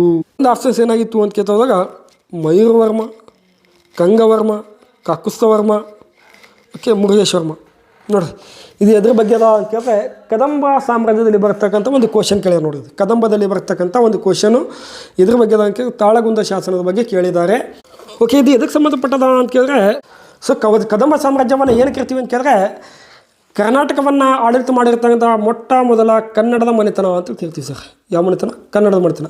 ಇನ್ನು ಕರ್ನಾಟಕವನ್ನು ಆಳಿದ ಮೊದಲ ಮನೆತನ ಅಂತ ಬಂದಾಗ ಶಾತವಾಹನ ಮನೆತನ, ರೈಟಾ? ಯಾವ ಮನೆತನ? ಶಾತವಾಹನ ಮನೆತನ. ಇನ್ನು ಕನ್ನಡದ ಮನೆತನ ಅಂತ ಬಂದಾಗ ಕದಂಬ ಮನೆತನ ಗೊತ್ತಿರಬೇಕು. ಇದ್ರ ಬಗ್ಗೆ ಸ್ವಲ್ಪ ಮಾಹಿತಿ ನೋಡೋಣ. ಹಾಗಾದರೆ ಕರ್ನಾಟಕವನ್ನು ಆಳಿರ್ತಕ್ಕಂಥ ಒಂದು ಕನ್ನಡ ಮನೆತನ ಯಾವುದು? ಕದಂಬ ಮನೆತನ ಗೊತ್ತಿರಬೇಕು. ಕದಂಬ ಮನೆತನದ ಒಂದು ಸ್ಥಾಪಕ ಅಂತ ಬಂದಾಗ ಗೊತ್ತಿರಬೇಕು. ಸ್ಥಾಪಕ ಯಾರಪ್ಪ ಅಂತ ಕೇಳಿದ್ರೆ ಮಯೂರವರ್ಮ ಅಂತೇಳಿ ಹೇಳ್ತೀವಿ ಸರ್. ಯಾವ ವರ್ಮ? ಮಯೂರವರ್ಮ ಅಂತ ಹೇಳ್ತೀವಿ. ಈತನ ಮೊದಲ ಹೆಸರೇನಿತ್ತು ಅಂತ ಕೇಳಿದ್ರೆ ಮಯೂರ ಶರ್ಮ ಅಂತಿತ್ತು, ಆಮೇಲೆ ಮಯೂರವರ್ಮ ಅಂತ ಆಗಿರ್ತದೆ. ರೈಟ್ ರೀ? ಓಕೆ, ಈ ಶಾಸನ ಅಂತ ಬಂದಾಗ ಈ ಶಾಸನದ ಒಂದು ಭಾಷೆ ಏನಿತ್ತು ಅಂತ ಕೇಳಿದ್ರೆ ಕನ್ನಡ, ಅದು ಪೂರ್ವ ಹಳೆಗನ್ನಡ ಭಾಷೆ ಅಂತ ಇರ್ತದೆ. ಇದು ಏನೋ ಪೂರ್ವ ಹಳೆಗನ್ನಡ ಭಾಷೆ ಅಂತ ಇರ್ತದೆ. ಸೊ ಪ್ರಸಿದ್ಧ ವ್ಯಕ್ತಿ ಯಾರಪ್ಪ ಅಂತ ಕೇಳ್ತೋದ್ರೆ ಇಲ್ಲಿ ಇರ್ತಕ್ಕಂಥ ಪ್ರಸಿದ್ಧ ವ್ಯಕ್ತಿ ಯಾರಪ್ಪ ಅಂತ ಕೇಳಿದ್ರೆ ಕಾಕುಸ್ಥವರ್ಮ ಅಂತ ಇರ್ತಾನೆ. ಯಾವ ವರ್ಮ ರೀ? ಕಾಕುಸ್ಥವರ್ಮ. ಪ್ರಸಿದ್ಧ ವ್ಯಕ್ತಿ ಯಾರಾಗಿದ್ದ ಅಂತ ಕೇಳಿದ್ರೆ ಕಾಕುಸ್ಥವರ್ಮ ಆಗಿದ್ದ. ಇಲ್ಲಿ ತಾಳಗುಂದ ಶಾಸನ ಅಂತ ಕೇಳ್ಯಾರ ನೋಡ್ರಿ ನಮಗೆ. ಇಲ್ಲಿ ತಾಳಗುಂದ ಶಾಸನ ಅಂತ ಬಂದಾಗ ನೋಡೋಣ, ಇದರ ಒಂದು ರಾಜಧಾನಿ ಕೂಡ ನೋಡ್ಬೇಕು ನಿಮಗೆ. ರಾಜಧಾನಿ ಯಾವತ್ತು? ಕದಂಬ ರಾಜಧಾನಿ ಬನವಾಸಿ. ನಿಮಗೆಲ್ಲ ಗೊತ್ತಿದ್ದಿದೆ ಇದು. ಯಾವುದು? ಬನವಾಸಿ ಅಂತ ಅಂತಿದ್ದಪ್ಪ ಅಂದರೆ ಕದಂಬರ ರಾಜಧಾನಿ ಆಗಿತ್ತು. ಈ ಬನವಾಸಿಯ ಹಳೆಯ ಹೆಸರೇನಾಗಿತ್ತು ಅಂತ ಕೇಳಿದಾಗ ಪ್ರಾಚೀನ ಹೆಸರೇನಾಗಿತ್ತು ಅಂತ ಕೇಳಿದ್ರೆ ಪ್ರಾಚೀನ ಹೆಸರು ಅಂತ ಬಂದಾಗ ಪ್ರಾಚೀನ ಹೆಸರು ಕುಂತಳ ದೇಶ ಅಂತ ಆಗಿತ್ತು ನೋಡಿದ್ದು. ಯಾವ ದೇಶ? ಕುಂತಳ ದೇಶ. ಪ್ರಾಚೀನ ಹೆಸರೇನಾಗಿತ್ತು? ಕುಂತಳ ದೇಶ. ಬನವಾಸಿ ಮತ್ತೊಂದು ಹೆಸರೇನಾಗಿತ್ತು ಅಂತ ಕೇಳಿದ್ರೆ ವೈಜಯಂತಿಪುರ ಅಂತ ಆಗಿತ್ತು ನೋಡಿರಿ. ವೈಜಯಂತಿಪುರ. ಯಾವ ಪುರ? ವೈಜಯಂತಿಪುರ. ಬನವಾಸಿ ಮತ್ತೊಂದು ಹೆಸರೇನಾಗಿತ್ತು? ವೈಜಯಂತಿಪುರ ಅಂತಾಗಿತ್ತು. ಈ ಬನವಾಸಿಯನ್ನು ಮಹಾಭಾರತದಲ್ಲಿ ಏನಪ್ಪ ಅದು ವನವಾಸಿ ಅಂತ ಕರೆದ ನೋಡ್ರಿ. ಇನ್ನೊಂದು ಗೊತ್ತಿರಲಿ, ಬನವಾಸಿಯನ್ನು ಎಲ್ಲಿ ಕರೆದಾರ? ಮಹಾಭಾರತದಲ್ಲಿ. ಇವೆಲ್ಲ ಗೊತ್ತಿರಬೇಕು. ಮಹಾಭಾರತದಲ್ಲಿ ವನವಾಸಿ ಅಂತೇಳಿ ಕರೆದಾರಿ. ಯಾವ ವಾಸಿ? ವನವಾಸಿ ಅಂತೇಳಿ ಕರೆದಾರ. ಮಹಾಭಾರತದಲ್ಲಿ ಕರೆದಾರ. ಇಲ್ಲೊಬ್ಬ ವ್ಯಕ್ತಿ ಇದ್ದ, ಗ್ರೀಕ್ ವ್ಯಕ್ತಿ. ಈ ಗ್ರೀಕ್ ವ್ಯಕ್ತಿ ಯಾರಪ್ಪ ಅಂತ ಕೇಳಿದ್ರೆ ಗ್ರೀಕ್ ವ್ಯಕ್ತಿ ಟಾಲೆಮಿಯಾ ಅಂತ ವ್ಯಕ್ತಿ ಇದ್ದರು. ಯಾವ ಮಿಯಾ? ಟಾಲೆಮಿಯಾ ಅಂತ ವ್ಯಕ್ತಿ ಇದ್ದ. ಇವ ಏನು ಬರ್ತಾನೆ ಇದಕ್ಕೆ ಬೈಜೆಂಟಿಯಮ್ ಅಂತ ಬರ್ತಾರೆ ರೀ. ಅಂದರೆ ಯುರೋಪ್ ಖಂಡದಲ್ಲಿ ಇರ್ತಕ್ಕಂಥ ಬೈಜೆಂಟಿಯನ್ ನಗರಕ್ಕೆ ಹೋಲಿಸ್ತಾನೆ. ಇದಕ್ಕೆ ಯಾವುದಕ್ಕೆ? ಬೈಜೆಂಟಿಯನ್ ಅಂತೇಳಿ ಕರಿತಾನೆ ರೀ. ಬೈಜೆಂಟಿಯಮ್ ಅಂತೇಳಿ ಇದಕ್ಕೆ ಏನು ಮಾಡ್ತಾನೆ? ಕರೀತಾನೆ. ಯಾರು? ಟಾಲೆಮಿಯಾ. ಈತ ಯಾರ ವ್ಯಕ್ತಿ? ಗ್ರೀಕ್ ವ್ಯಕ್ತಿ ಅಂತ ಹೇಳ್ತೀವಿ ಸರ್. ಕ್ಲಿಯರ್? ಬೈಜೆಂಟಿಯಮ್ಗೆ. ಇದೇ ಬೈಜೆಂಟಿಯಮ್ ಮುಂದೆ ಏನಾಗಿತ್ತು ಅಂತ ಕೇಳಿದ್ರೆ ಕಾನ್ಸ್ಟಾಂಟಿನೋಪಲ್ ಆಗಿತ್ತು. ಗೊತ್ತಿರಬೇ, ಕಾನ್ಸ್ಟಾಂಟಿನೋಪಲ್ ಆಗಿತ್ತು. ಇದೇ ಈಗಿನ ಹೆಸರು ಏನಾಗಿದೆ ಕೇಳಿದ್ರೆ ಇಸ್ತಾನ್ಬುಲ್ ಆಗ್ಯದ. ಮನೆ ನಿಮಗೆ ನಾನು ಲಾಸ್ಟ್ ಟೈಮ್ ಕ್ಲಾಸ್ ಮಾಡ್ಬೇಕಂತ ಹೇಳಿದ್ದೆ Istanbul. Right? Last time class ಮಾಡಬೇಕಾದ್ರೆ ಇಸ್ತಾನ್ಬುಲ್ ಬಗ್ಗೆ ಒಂದು ನಿಖರವಾಗಿರ್ತಾವ ಇದು ಹೇಳಿದೆ, ನಿಮಗೆ ಮಾಹಿತಿಯನ್ನು ಕೊಟ್ಟಿದೆ. ಇನ್ನು ಇನ್ನೊಬ್ಬ ವ್ಯಕ್ತಿ ಬರ್ತಾನೆ ನೋಡ್ರಿ, ಹ್ಯುಯೆನ್ ಸಾಂಗ್ ಎಂಬ ವ್ಯಕ್ತಿ ಬರ್ತಾನೆ ನೋಡ್ರಿ. ಯಾವ ಸಾಂಗ್? ಹ್ಯುಯೆನ್ ಸಾಂಗ್. ಭಾಳ ಬೆಸ್ಟ್ ವ್ಯಕ್ತಿ ಈತನು ಕೂಡ ಚೀನಿ ಯಾತ್ರಿಕ. ಒಬ್ಬ ಚೀನಾ ಯಾತ್ರಿಕ, ಪ್ರವಾಸಿಗ ರಾಜ. ಈತನು ಹರ್ಷವರ್ಧನ ಆಸ್ಥಾನಕ್ಕೆ ಬಂದಿದ್ದ ಅಂತ ಹೇಳ್ತೀವಿ. ಈತನ ಬಗ್ಗೆ ಬಂದಾಗ ಒಂದು ಹೇಳ್ತೀನಿ ಅಲ್ಲಿ. ಬನವಾಸಿ. ಈತನು ಬನವಾಸಿಯನ್ನು ಏನು ಕರೆದಾನಪ್ಪ ಅಂತ ಕೇಳಿದ್ರೆ ಈತನು ಬನವಾಸಿಯನ್ನು ಕಿನಾಪೊಲೋ ಅಂತ ಕರೆದ. ಬನವಾಸಿಯನ್ನು ಪುನಃ ಕಿನಾಪೊಲೋ. ರೈಟ್? ಭಾಳ ಇಂಪಾರ್ಟೆಂಟ್ ಇದೆಲ್ಲ ಬರ್ಕೋಬೇಕು ನೀವೆಲ್ಲ. ಇಲ್ಲಿ ಏನೇನು ಇಂಪಾರ್ಟೆಂಟ್ ನೋಡಿದ್ರೆ ನಿಮ್ಗೆ ಹೇಳ್ತೀನಿ ನೋಡಿದ್ರೆ ನಾನು. ಇದೊಂದು important. Okay, Byzantine important. Vanavasi ಅಂತೇಳಿ ಕರೆದಾರೆ. ಎಲ್ಲಿ ಕರೆದಾರೆ? ಮಹಾಭಾರತದಲ್ಲಿ ಕರೆದಾರೆ. ಸೊ ಇದಕ್ಕೆ ವೈಜಯಂತಿಪುರ ಅಂತೇಳಿ ಕೂಡ ಕರೀತಾರೆ. ಓಕೆನಾ? ಇದು ಯಾರು ಒಂದು ರಾಜಧಾನಿ ಆಗಿತ್ತು ಅಂತ ಕೇಳಿದ್ರೆ ಕದಂಬರ ಒಂದು ರಾಜಧಾನಿಯಾಗಿತ್ತು. ಸೊ ಇನ್ನೂ ಗೊತ್ತಿರಲಿ, ಭಾಳ ಇಂಪಾರ್ಟೆಂಟು. ಕದಂಬರ ರಾಜಲಾಂಛನ ಯಾವುದಾಗಿತ್ತು ಅಂತ ಕೇಳ್ತಾರೆ. ಸೊ ಕದಂಬರ ರಾಜಲಾಂಛನ ಆಗಿತ್ತು ಸಿಂಹ. ಯಾವಮ್ಮ? ಸಿಂಹ ಏನಾಗಿತ್ತು? ಕದಂಬರ ಒಂದು ರಾಜಲಾಂಛನ ಆಗಿತ್ತು. ಇದು ಇನ್ನೊಂದು ಗೊತ್ತಿರಲಿ ನಿಮ್ಗೆ. ಇಲ್ಲಿ ಇನ್ನೊಂದು ಕೇಳಿರ್ತಾನೆ, ಏನು ಕೇಳ್ತಾನೆ ಅಂತ ಕೇಳಿದ್ರೆ, ಈ ಪುನಕಿನಾಪೋಲ ಏನಾಗಿತ್ತು ಅಂತ ಕೇಳಿದ್ರೆ, ಇದು ಪ್ರಾಚೀನ ಭಾರತದಲ್ಲಿ ಅಂದರೆ ಚೀನಾದಲ್ಲಿ ಏನಾಗಿತ್ತು ಅಂತ ಕೇಳಿದ್ರೆ, ಚೀನಾದ ಪ್ರಮುಖ ವ್ಯಾಪಾರ ಕೇಂದ್ರ ಆಗಿತ್ತಿದು. ಪ್ರಮುಖ ವ್ಯಾಪಾರ ಕೇಂದ್ರ. ಭಾಳ ಇಂಪಾರ್ಟೆಂಟ್ ಇವೆಲ್ಲ ಮಾಹಿತಿಗಳನ್ನು ಬರ್ಕೋಬೇಕು ನೀವು, ಓಕೆನಾ. ಪುನಕಿಲೋ ಯಾಕೆ ಇರ್ತಾನೆ ಅಂತ ಕೇಳಿದ್ರೆ, ಅವನು ಚೀನಾದಲ್ಲಿ ಏನಪ್ಪ ಅಂದರೆ ಇದು ಏನಾಗಿತ್ತು, ಪ್ರಮುಖವಾಗಿರ್ತಕ್ಕಂಥ ಒಂದು ವ್ಯಾಪಾರ ಕೇಂದ್ರ ಆಗಿತ್ತು. ಅದಕ್ಕೇನಪ್ಪ ಅಂದರೆ ಇದು ಕರೆದಿರ್ತಾನೆ. ಇದು ನೋಡಿ, ಬೈಜೆಂಟಿಯನ್ ಕೂಡ ಏನಾಗಿತ್ತು, ವ್ಯಾಪಾರ ಕೇಂದ್ರ ಆಗಿರ್ತದೆ. ಕಾನ್ಸ್ಟಾಂಟಿನೋಪಲ್ನ ನೋಡಿರಲ್ಲ ಅದು, ಓಕೆನಾ. ಯುರೋಪಿಯನ್ ಆಗಮನದಲ್ಲಿ. ಕ್ಲಿಯರಾ? ಓಕೆ, ಇಷ್ಟು ಇದ್ರ ಮಾಹಿತಿ ಏನಪ್ಪ ಅಂದರೆ ಇದ್ರ ಬಗ್ಗೆ ಬರ್ಕೋಬೇಕು, ಕ್ಲಿಯರಾಗಿ ಬರ್ಕೋಬೇಕು, ಯಾವುದು ಬಿಡಬಾರ್ದು. ನೆಕ್ಸ್ಟ್ ನೋಡೋಣ, ಇದ್ರ ಬಗ್ಗೆ ಸ್ವಲ್ಪ ಮಾಹಿತಿಯನ್ನು ನೋಡೋಣ. ಇಲ್ಲಿ ಮಯೂರವರ್ಮ ಅಂತ ಏನದಲ್ಲ, ಮಯೂರವರ್ಮ ಅಂತ ಇರ್ತಾನೆ ನೋಡಿರಿ. ಇದ್ರ ಬಗ್ಗೆ ನೋಡಿರಿ ಸ್ವಲ್ಪ. ಈತನ ಮೊದಲ ಹೆಸರು ಅಂತ ಬಂದಾಗ ಮಯೂರ ಶರ್ಮ ಅಂತ ಇರ್ತದೆ ಸರ್. ಈತನ ಮೊದಲ ಹೆಸರು ಏನಪ್ಪ ಅಂದರೆ ಮಯೂರ ಶರ್ಮ ಅಂತ ಇರ್ತದೆ, ರೈಟಾ. ಈತನ ಏನಪ್ಪ ಅಂದರೆ ಈತನು ಕದಂಬದ ಸ್ಥಾಪಕ, ಕದಂಬ ಮನೆತನದ ಏನಾಗಿದ್ದ, ಈತನು ಸ್ಥಾಪಕ ಆಗಿದ್ದ. ಏನಾಗಿದೆ ಅಂತ ಕೇಳಿದ್ರೆ, ಕದಂಬ ಮನೆತನದ ಯಾರು ಸ್ಥಾಪಕ ಆಗಿದೆ ಯಾರಪ್ಪ ಅಂತ ಕೇಳಿದ್ರೆ ಈತನ ಒಬ್ಬ ತಂದೆ ಯಾರಪ್ಪ ಅಂತ ಕೇಳಿದ್ರೆ, ತಂದೆ ಅಂತ ಬಂದಾಗ ಬಂಧುಶೇನ ಅಂತ ಇರ್ತಾನೆ ರೀ. ಯಾವ ಶೇನ? ಬಂಧುಶೇನ ಅಂತ ಇರ್ತಾನೆ. ಈತನ ತಂದೆ ಯಾರಪ್ಪ ಅಂತ ಕೇಳಿದ್ರೆ ಬಂಧುಶೇನ ಅಂತ ಇರ್ತದೆ ರೀ. ಓಕೆ, ಗೊತ್ತಿರಲಿ. ಇವನಿಗೆ ಕರ್ನಾಟಕದ ಪ್ರಥಮ ಚಕ್ರವರ್ತಿ ಅಂತೇಳಿ ಕೂಡ ಕೇಳ್ತಾರೆ ನೋಡಿ. ಈತನಿಗೆ ಕರ್ನಾಟಕದ, ಭಾಳ ಇಂಪಾರ್ಟೆಂಟ್ ಇದು ಬರ್ಕೋಬೇಕು, ಕರ್ನಾಟಕದ ಪ್ರಥಮ ಚಕ್ರವರ್ತಿ.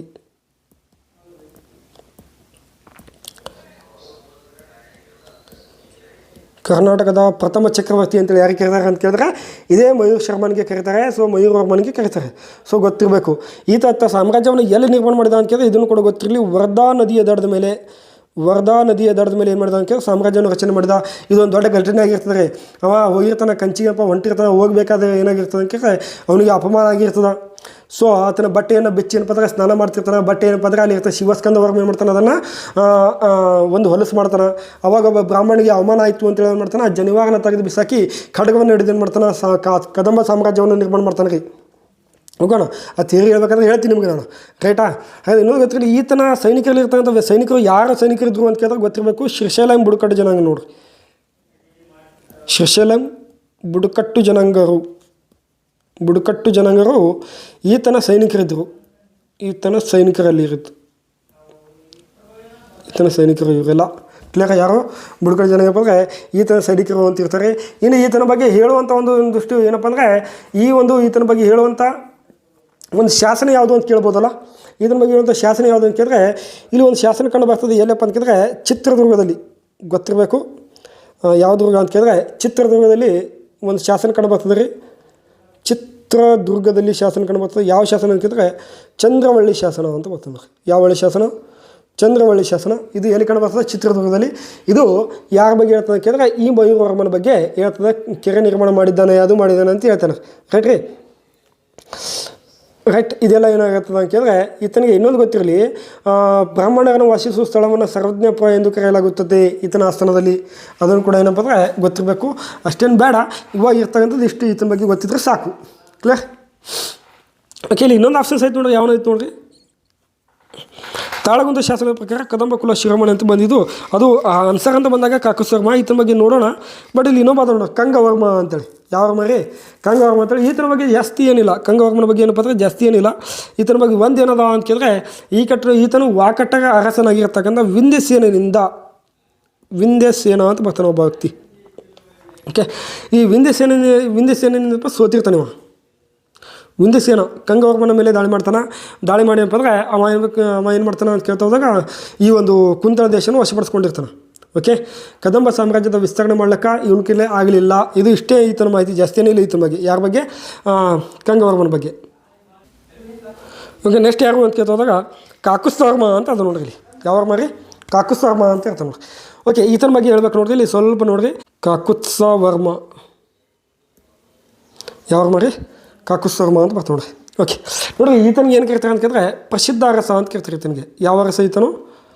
ಪ್ರಸಿದ್ಧ ಅರಸ. ಈತನು ಯಾವ ಅರಸ ಅಂತ ಕೇಳಿದ್ರೆ ಪ್ರಸಿದ್ಧ ಅರಸ. ಯಾವ ಮನೆತನದ್ದು? ಕದಂಬ ಮನೆತನ ಅಂದರೆ ಪ್ರಸಿದ್ಧ ಅರಸ ಆಗಿರ್ತಾರೆ. ಸೊ ಈತನ ಬಗ್ಗೆ ಹೇಳುವಂಥ ಶಾಸನಗಳು ಯಾವ ಅಂತ ಕೇಳಿದ್ರೆ ಈತನ ಬಗ್ಗೆ ಹೇಳುವಂಥ ಶಾಸನಗಳು ಅಂತ ಬಂದಾಗ ನೋಡ್ರಿ, ಈತನ ಬಗ್ಗೆ ಹೇಳೋ ಶಾಸನ ಒಂದು ತಾಳಗುಂದ ಶಾಸನ ಅಂತ ಇರ್ತದೆ. ಯಾವ ಶಾಸನ? ತಾಳಗುಂದ ಶಾಸನ. ಇನ್ನೊಂದು ಯಾವುದು ಅಂತ ಕೇಳಿದ್ರೆ ಎರಡನೇದು ಹಲಮಿಡಿ ಶಾಸನ. ಯಾವ ಶಾಸನ?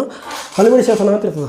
ಇಲ್ಲಿ ಗೊತ್ತಿರಬೇಕು, ಈ ತಾಳಗುಂದ ಶಾಸನದಲ್ಲಿ ಇವನಿಗೆ ಏನು ಕರೆದಾರೆ ಅಂತ ಕೇಳಿದ್ರೆ ಇದೇ ಕರೆ ನೋಡು, ಕದಂಬ ಕುಲ ಶಿರೋಮಣಿ ಕೀರ್ತಿ ಸೂರ್ಯ ಅಂತ ಕರೆದಾರೆ. ಸೊ ಈ ತಾಳಗುಂದ ಶಾಸನ ಹೊಡಿಸಿದವ್ರು ಯಾರಪ್ಪ ಅಂತ ಕೇಳಿದ್ರೆ ಶಾಂತಿವರ್ಮ ಅಂತ ಒಂದು ವ್ಯಕ್ತಿ. ಯಾವ ವರ್ಮ ರೀ? ಶಾಂತಿವರ್ಮ. ಇವನು ಯಾರಪ್ಪ ಅಂತ ಕೇಳಿದ್ರೆ ಕಾಕುಸ್ಥವರ್ಮನ ಮಗ ಇವ. ಕಾಕುಸ್ಥವರ್ಮನ ಮಗ ಇವ. ಓಕೆನಾ? ಯಾವುದು? ಶಾಂತಿವರ್ಮ. ಓಕೆನಾ? ಇವ ಏನಪ್ಪ ಅಂದ್ರೆ ತಾಳಗುಂದ ಶಾಸನವನ್ನು ಏನಪ್ಪ ಅಂದರೆ ಹೊರಡಿಸಿದ ಅಂತ ಹೇಳ್ತೀವಿ ಸರ್. ಯಾವ ಗುಂದ ಶಾಸನ? ತಾಳಗುಂದ ಶಾಸನವನ್ನು ಏನು ಮಾಡಿದ? ಹೊರಡಿಸಿದ. ಇನ್ನೊಂದು ಗೊತ್ತಿರಲಿ, ಈ ತಾಳಗುಂದ ಶಾಸನ ಏನು ಕೇಳ್ತಾ ಕೇಳಿದ್ರೆ ಕರ್ನಾಟಕದ ಮೊದಲ ಶಾಸನ ಅಂತೇಳಿ ಕೂಡ ಕರಿತಾರೆ. ಓಕೆನಾ? ಕರ್ನಾಟಕದ ಒಂದು ಮೊದಲ ಶಾಸನ ಅಂತ ಕೇಳ್ತೀವಿ. ಸಂಸ್ಕೃತ ಶಾಸನ, ಕರ್ನಾಟಕ ಮೊದಲ ಸಂಸ್ಕೃತ ಶಾಸನ ಯಾವುದಪ್ಪ ಅಂತ ಕೇಳ್ತೋದಾಗ ಈ ಒಂದು ತಾಳಗುಂದ ಶಾಸನ. ಇನ್ನು ಇನ್ನೊಂದು ಗೊತ್ತಿರಲಿ, ಭಾರತದ ಸಂಸ್ಕೃತ ಶಾಸನ ಯಾವುದು ಅಂತ ಕೇಳಿದ್ರೆ ಜುನಾಗಢ ಶಾಸನ, ಇದನ್ನು ಕೂಡ ಗೊತ್ತಿರಲಿ. ಓಕೆ, ಈ ಒಂದು ತಾಳಗುಂದ ಶಾಸನದಲ್ಲಿ ಏನಪ್ಪ ಅಂತ ಕೇಳಿದಾಗ ಈ ವ್ಯಕ್ತಿಗೆ ಏನು ಕೇಳ್ತಾನೆ? ಕದಂಬ ಕುಲ ಶಿರೋಮಣಿ ಅಂತ ಕೇಳ್ತಾನೆ. ಈ ಶಾಸನ ಹೊಡಿಸಿದವ್ರು ಯಾರಪ್ಪ ಅಂತ ಕೇಳಿದ್ರೆ ಶಾಂತಿವರ್ಮ ಕಾಕುಸ್ಥವರ್ಮನ ಏನಾಗಿದ್ದ? ಮಗನಾಗಿದ್ದ. ಕ್ಲಿಯರ್ ಆಯಿತಾ? ಓಕೆ, ಇಲ್ಲಿ ಇನ್ನೊಂದು ನೋಡ್ರಿ, ಹಲಿಮಿಡಿ ಶಾಸನ ಅಂತ ಬಂದರು. ಇದು ಭಾಳ ಇಂಪಾರ್ಟೆಂಟ್ ನೋಡ್ರಿ ನಮಗೆ. ಓಕೆ, ಯಾವ ಶಾಸನ ಅಂತ ಕೇಳ್ತದಾಗ ಹಲಿಮಿಡಿ ಶಾಸನ ಅಂತ ಬಂದಿರ್ತ ನೋಡ್ರಿ. ಈ ಹಲಿಮಿಡಿ ಶಾಸನ ಅನ್ನೋದು ಇದು ಇನ್ನೊಂದು ಗೊತ್ತಿರಲಿ, ಇದು ಎಲ್ಲಿ ಕಂಡು ಬರ್ತದ ಅಂತ ಕೇಳಿದ್ರೆ ಶಿವಮೊಗ್ಗ ಜಿಲ್ಲೆಯಲ್ಲಿ ಕಂಡು ಬರ್ತದೆ ನೋಡ್ರಿ. ಶಿವಮೊಗ್ಗ ಜಿಲ್ಲೆಯಲ್ಲಿ ಅಲ್ಲಿ ಏನಪ್ಪ ಅಂದರೆ ಒಂದು ಪ್ರಣವೇಶ್ವರ ದೇವಾಲಯ ಅಂತ ಇರ್ತದೆ. ಯಾವ ದೇವಾಲಯ? ಪ್ರಣವೇಶ್ವರ ದೇವಾಲಯ ಅಂತ ಇರ್ತದೆ. ಶಿಕಾರ್ಪುರ ತಾಲೂಕು ಅಂತ ಕರೀತಾರೆ. ಈ ಪ್ರಣವೇಶ್ವರ ದೇವಾಲಯದ ಎದುರುಗಡೆ ಏನಪ್ಪ ಅಂದರೆ ಕಂಬದ ರೂಪದಲ್ಲಿದೆ. ಯಾವ ರೂಪದಲ್ಲಿ? ಕಂಬದ ರೂಪದಲ್ಲಿದೆ. ಇನ್ನೊಂದು ಗೊತ್ತಿರಲಿ, ಏನಪ್ಪ ಅಂದರೆ ಈ ಪ್ರಣವೇಶ್ವರ ಅಂತಕ್ಕಂಥದ್ದು ಈ ಕದಂಬರ ಮೊದಲ ದೇವರಿದು. ಮೊದಲ ದೇವರು ಮತ್ತು ಪ್ರಾಚೀನ ದೇವರು ಅಂತಲೂ ಕೂಡ ಕರೀತಾರೆ. ಮೊದಲ ದೇವರು ಮತ್ತು ಪ್ರಾಚೀನ ದೇವರು ಕೂಡ ಯಾರಪ್ಪ ಅಂತ ಕೇಳಿದ್ರೆ ಪ್ರಣವೇಶ್ವರ ದೇವಾಲಯ ಅಂತೇಳಿ ನಂಬ್ತಿದ್ರು. ಶಿವಮೊಗ್ಗದಲ್ಲಿ ಕಂಡುಬರ್ತದೆ. ಅದರಲ್ಲಿ ನೋಡಿ ಹಲಿಮಿಡಿ ಶಾಸನ ಬಗ್ಗೆ ಸ್ವಲ್ಪ. ಓಕೆ, ಈ ಹಲಿಮಿಡಿ ಶಾಸನವನ್ನು ಹೊಡಿಸಿದವ್ರು ಯಾರಪ್ಪ ಅಂತ ಕೇಳಿದ್ರೆ ಕಾಕುಸ್ಥವರ್ಮ. ಯಾವ ವರ್ಮ ರೀ? ಕಾಕುಸ್ಥವರ್ಮ. ಸೊ ನೋಟ್ ಮಾಡ್ಕೋಬೇಕು. ಓಕೆ, ನೋಟ್ ಮಾಡ್ಕೋಬೇಕು ಕ್ಲೀನಾಗಿ. ಕಾಕುಸ್ಥವರ್ಮ ಎಂಬ ವ್ಯಕ್ತಿ ಏನಪ್ಪ ಅಂದ್ರೆ ಹಲಿಮಿಡಿ ಶಾಸನ ಹೊಡಿಸಿರ್ತಾನೆ. ಆದರೆ ಇದು ಎಲ್ಲಿ ಕಂಡು ಬರ್ತದೆ ಅಂತ ಕೇಳಿದ್ರೆ ಇಲ್ಲಿ ಹಾಸನ ಜಿಲ್ಲೆಯಲ್ಲಿ ಕಂಡು ಬರ್ತಕ್ಕಂಥದ್ದು. ಹಾಸನ ಜಿಲ್ಲೆಯ ಬೇಲೂರಿನ ಹಲಿಮಿಡಿ ಎಂಬಲ್ಲಿ ಕಂಡು ಬರ್ತದೆ ನೋಡಿರಿ. ಬೇಲೂರಿನ ಹಲಿಮಿಡಿ ಎಂಬಲ್ಲಿ ಅಂತಂದರೆ ಇದನ್ನು ಕಂಡು ಬಂದಿರ್ತದೆ. ಯಾವುದು ಅಂತ ಕೇಳಿದ್ರೆ ಹಲಿಮಿಡಿ ಶಾಸನವನ್ನು. ಸೊ ಈ ಶಾಸನವನ್ನು ಪತ್ತೆ ಮಾಡಿದ್ದು ಎಷ್ಟರಲ್ಲಿ ಅಂತ ಕೇಳಿದ್ರೆ ಈ ಶಾಸನವನ್ನು ಪತ್ತೆ ಮಾಡಿದ್ದು ಎಷ್ಟರಲ್ಲಿ ಅಂತ ಕೇಳಿದ್ರೆ 1939ರಲ್ಲಿ ನೋಡಿರಿ. ಎಷ್ಟರಲ್ಲಿ? 1939ರಲ್ಲಿ ಏನು ಮಾಡಿದ್ರು? ಪತ್ತೆ ಮಾಡಿದ್ರು. ಯಾರು ಪತ್ತೆ ಮಾಡಿದ್ರು ಅಂತ ಕೇಳ್ತಾರೆ? M.H. ಕೃಷ್ಣ ಎಂಬ ವ್ಯಕ್ತಿ. ಓಕೆ ನೋಡಿರಿ, 1939 ಯಾರು ಪತ್ತೆ ಮಾಡಿದ್ರು ಅಂತ ಕೇಳಿದ್ರೆ M.H. ಕೃಷ್ಣ ಎಂಬ ವ್ಯಕ್ತಿ ಪತ್ತೆ ಮಾಡಿದ್ರು. ಸೊ ಇದಕ್ಕೆ ಏನು ಕರಿತೀವಿ ಅಂತ ಕೇಳಿದ್ರೆ ಕನ್ನಡದ ಮೊಟ್ಟ ಮೊದಲ ಶಾಸನ ಅಂತ ಕರಿತೀವಿ ಸರ್. ಇದಕ್ಕೆ ಕನ್ನಡದ ಮೊಟ್ಟ ಮೊದಲ ಶಾಸನ. ಸೊ ರೈಟಿಂಗ್ಸ್ಗಳನ್ನು ಸಾವಕಾಶ ಬರೆದ್ರೆ ಟೈಮ್ ಸಾಲಲ್ಲ, ಅದಕ್ಕೆ ಸ್ವಲ್ಪ ಸ್ಪೀಡ್ ಇರ್ತೀವಿ, ಬರ್ಕೋಬೇಕು. ಸರ್ ಕನ್ನಡದ ಅಂತ ಬಂದಾಗ ಇದ್ರ ಯಾವ ಭಾಷೆ ಇರ್ತದೆ ಅಂತ ಕೇಳಿದ್ರೆ ಇದ್ರ ಗೊತ್ತಿರಬೇಕು. ಪೂರ್ವದ ಹಳೆಗನ್ನಡ. ಇದ್ರ ಭಾಷೆ ಯಾವ್ದು ಇರ್ತದೆ? ಪೂರ್ವದ ಹಳೆಗನ್ನಡ ಭಾಷೆ ಇರ್ತದೆ ನೋಡಿದ್ರೆ. ಇದಕ್ಕೆ ಪೂರ್ವದ ಹಳೆಗನ್ನಡ ಭಾಷೆ ಯಾವ್ದು ಇರ್ತದೆ ಅಂತ ಇದಿರ್ತದೆ. ಇನ್ನು ಹಲಿಮಿಡಿ ಶಾಸನವನ್ನು ಇದಕ್ಕೆ ಯಾವ ಶಾಸನ ಅಂತ ಕೂಡ ಕರೀತಾರೆ? ಇನ್ನೊಂದು ಹೆಸರು ಗೊತ್ತಿರಬೇಕು. ಇದಕ್ಕೆ ದಾನ ಶಾಸನ ಅಂತ ಕೂಡ ಕರೀತಾರೆ. ಇದಕ್ಕೆ ಯಾವ ಶಾಸನ? ದಾನ ಶಾಸನ ಅಂತ ಕೂಡ ಏನು ಮಾಡ್ತಾರೆ? ಇದಕ್ಕೆ ಕರೀತಾರೆ, ಗೊತ್ತಿರಬೇಕು. ಓಕೆನಾ? ಇದರಲ್ಲಿ ಎಷ್ಟು ಸಾಲುಗಳಿದ್ವು ಅಂತ ಕೇಳಿದ್ರೆ 16 ಸಾಲುಗಳಿದ್ವು ಅಂತ ಹೇಳ್ತೀವಿ ಸರ್. ಗೊತ್ತಿರಬೇಕು. ಇನ್ನೊಂದು ಗೊತ್ತಿರಬೇಕು. ಇದು ಎದ್ರ ಬಗ್ಗೆ ಹೇಳ್ತದ ಅಂತ ಕೇಳ್ತದಾಗ ಇಲ್ಲಿ ಸಂಸ್ಕೃತ ಆಡಳಿತ ಸುಧಾರಣೆ ಬಗ್ಗೆ, ಆಡಳಿತದ ಸುಧಾರಣೆ ಬಗ್ಗೆ ಅಂದರೆ ಇದು ಮಾಹಿತಿಯನ್ನು ನೀಡ್ತದೆ, ಗೊತ್ತಿರಬೇಕು. ಇನ್ನೊಂದು ಗೊತ್ತಿರಬೇಕು. ಏನಪ್ಪ ಅಂತ ಕೇಳ್ತದಾಗ ಕನ್ನಡ ಭಾಷೆಯನ್ನು ಆಡಳಿತ ಭಾಷೆಯನ್ನು ಯಾವಾಗ ಮಾಡ್ಕೊಂಡ ಅಂತ ಕೇಳ್ತದಾಗ ಗೊತ್ತಿರಬೇಕು. 450ರಲ್ಲಿ ಕನ್ನಡ ಭಾಷೆಯನ್ನು ಏನು ಮಾಡ್ಕೊಂಡ ಇವನು? ಆಡಳಿತ ಭಾಷೆಯನ್ನಾಗಿ ಮಾಡಿಕೊಂಡ. ಯಾರು? ಕಾಕುಸ್ಥವರ್ಮ ಆಡಳಿತ ಭಾಷೆಯನ್ನಾಗಿ ಏನು ಮಾಡಿಕೊಂಡ ಅಂತ ಹೇಳ್ತೀವಿ. ಓಕೆ, ಹಾಗಾದರೆ ಈತನ ಇನ್ನೊಂದು ಏನಪ್ಪ ಅಂತ ಕೇಳಿದ್ರೆ 425ರಲ್ಲಿ ಏನು ಮಾಡ್ದ ಅಂತ ಕೇಳಿದ್ರೆ ಪ್ರಣವೇಶ್ವರ ದೇವಾಲಯವನ್ನು ನಿರ್ಮಾಣ ಮಾಡಿದ್ರು ನೋಡಿರಿ. ಆಗಲೇ ಪ್ರಣವೇಶ್ವರ ದೇವಾಲಯ ಇತ್ತಲ್ಲ, ಆ ಪ್ರಣವೇಶ್ವರ ದೇವಾಲಯವನ್ನು ಯಾರು ನಿರ್ಮಾಣ ಮಾಡಿದ್ರು ಅಂತ ಕೇಳಿದ್ರೆ ಈತನೇ 425ರಲ್ಲಿ ಮಾಡಿದ ನಿರ್ಮಾಣವನ್ನು ಮಾಡಿದ್ದ. ಅದನ್ನು ಕೂಡ ನೆನಪಿರಬೇಕು. ಓಕೆ, ಪ್ರಣವೇಶ್ವರ ದೇವಾಲಯದಲ್ಲಿ ಯಾವ ಶಾಸನದ ಅಂತ ಕೇಳಿದ್ವಿ? ಆಗಲೇ ತಾಳಗುಂದ ಶಾಸನದ. ರೈಟ್? ಯಾವ ಶಾಸನದ ರೀ? ತಾಳಗುಂದ ಶಾಸನ ಎಲ್ಲಿ ಕಂಡು ಬರ್ತದೆ ಅಂತ ಕೇಳಿದ್ರೆ ಪ್ರಣವೇಶ್ವರದಲ್ಲಿ ಕಂಡು ಬರ್ತದೆ. ಓಕೆ, ಈ ಒಂದು ಹಲಿಮಿಡಿ ಶಾಸನ ಅಂತ ಬಂದಾಗ ಹಲಿಮಿಡಿ ಶಾಸನದಲ್ಲಿ ಅತಿ ಹೆಚ್ಚಿನಪ್ಪ ಅಂದರೆ ಸಂಸ್ಕೃತ ಪದಗಳು ಕೂಡ ಕಂಡು ಬರ್ತಾವೆ ನೋಡಿರಿ. ಇದನ್ನು ಕೂಡ ಗೊತ್ತಿರಬೇಕು. ಟೋಟಲ್ ಆಗಿರ್ತಕ್ಕಂಥ ಕನ್ನಡ ಅಲ್ಲ, ಸಂಸ್ಕೃತ ಪದಗಳು ಕೂಡ ಏನಪ್ಪ ಅಂದರೆ ಇದರಲ್ಲಿ ಕಂಡು ಬರ್ತವೆ, ಅತಿ ಹೆಚ್ಚಾಗಿ ಕಂಡು ಬರ್ತವೆ. ಮತ್ತು ಸಂಸ್ಕೃತ ಪದಗಳು ಕೂಡ ಏನು ಮಾಡ್ತಾವೆ, ಇದರಲ್ಲಿ ಕಂಡು ಬರ್ತವೆ. ಓಕೆ, ಹಾಗಾದರೆ ಇನ್ನೊಂದು ಗೊತ್ತಿರಬೇಕು, ಈತನ ಸ್ವಲ್ಪ ಬಿರುದುಗಳು ಅಂತ ನೋಡ್ಕೊರಿ. ಬಿರುದುಗಳು ಅಂತ ಬಂದಾಗ ಹಾಗಾದರೆ ಕದಂಬ ಕುಲಕೀರ್ತಿ ಅಂತ ನೋಡಿದ್ರಿ ಒಂದು, ಇನ್ನೊಂದು ಕದಂಬ ಕುಲಭೂಷಣ ಅಂತ ಏನಿರ್ತದೆ. ಕದಂಬ ಕುಲಭೂಷಣ ಒಂದು ಯಾವುದು, ಕದಂಬ ಕುಲಭೂಷಣ ಅಂತ ಇರ್ತಾರೆ. ಇನ್ನೊಂದು ಕದಂಬ ಕುಲದ ಪ್ರತಿಷ್ಠಾಪನಾಚಾರ್ಯ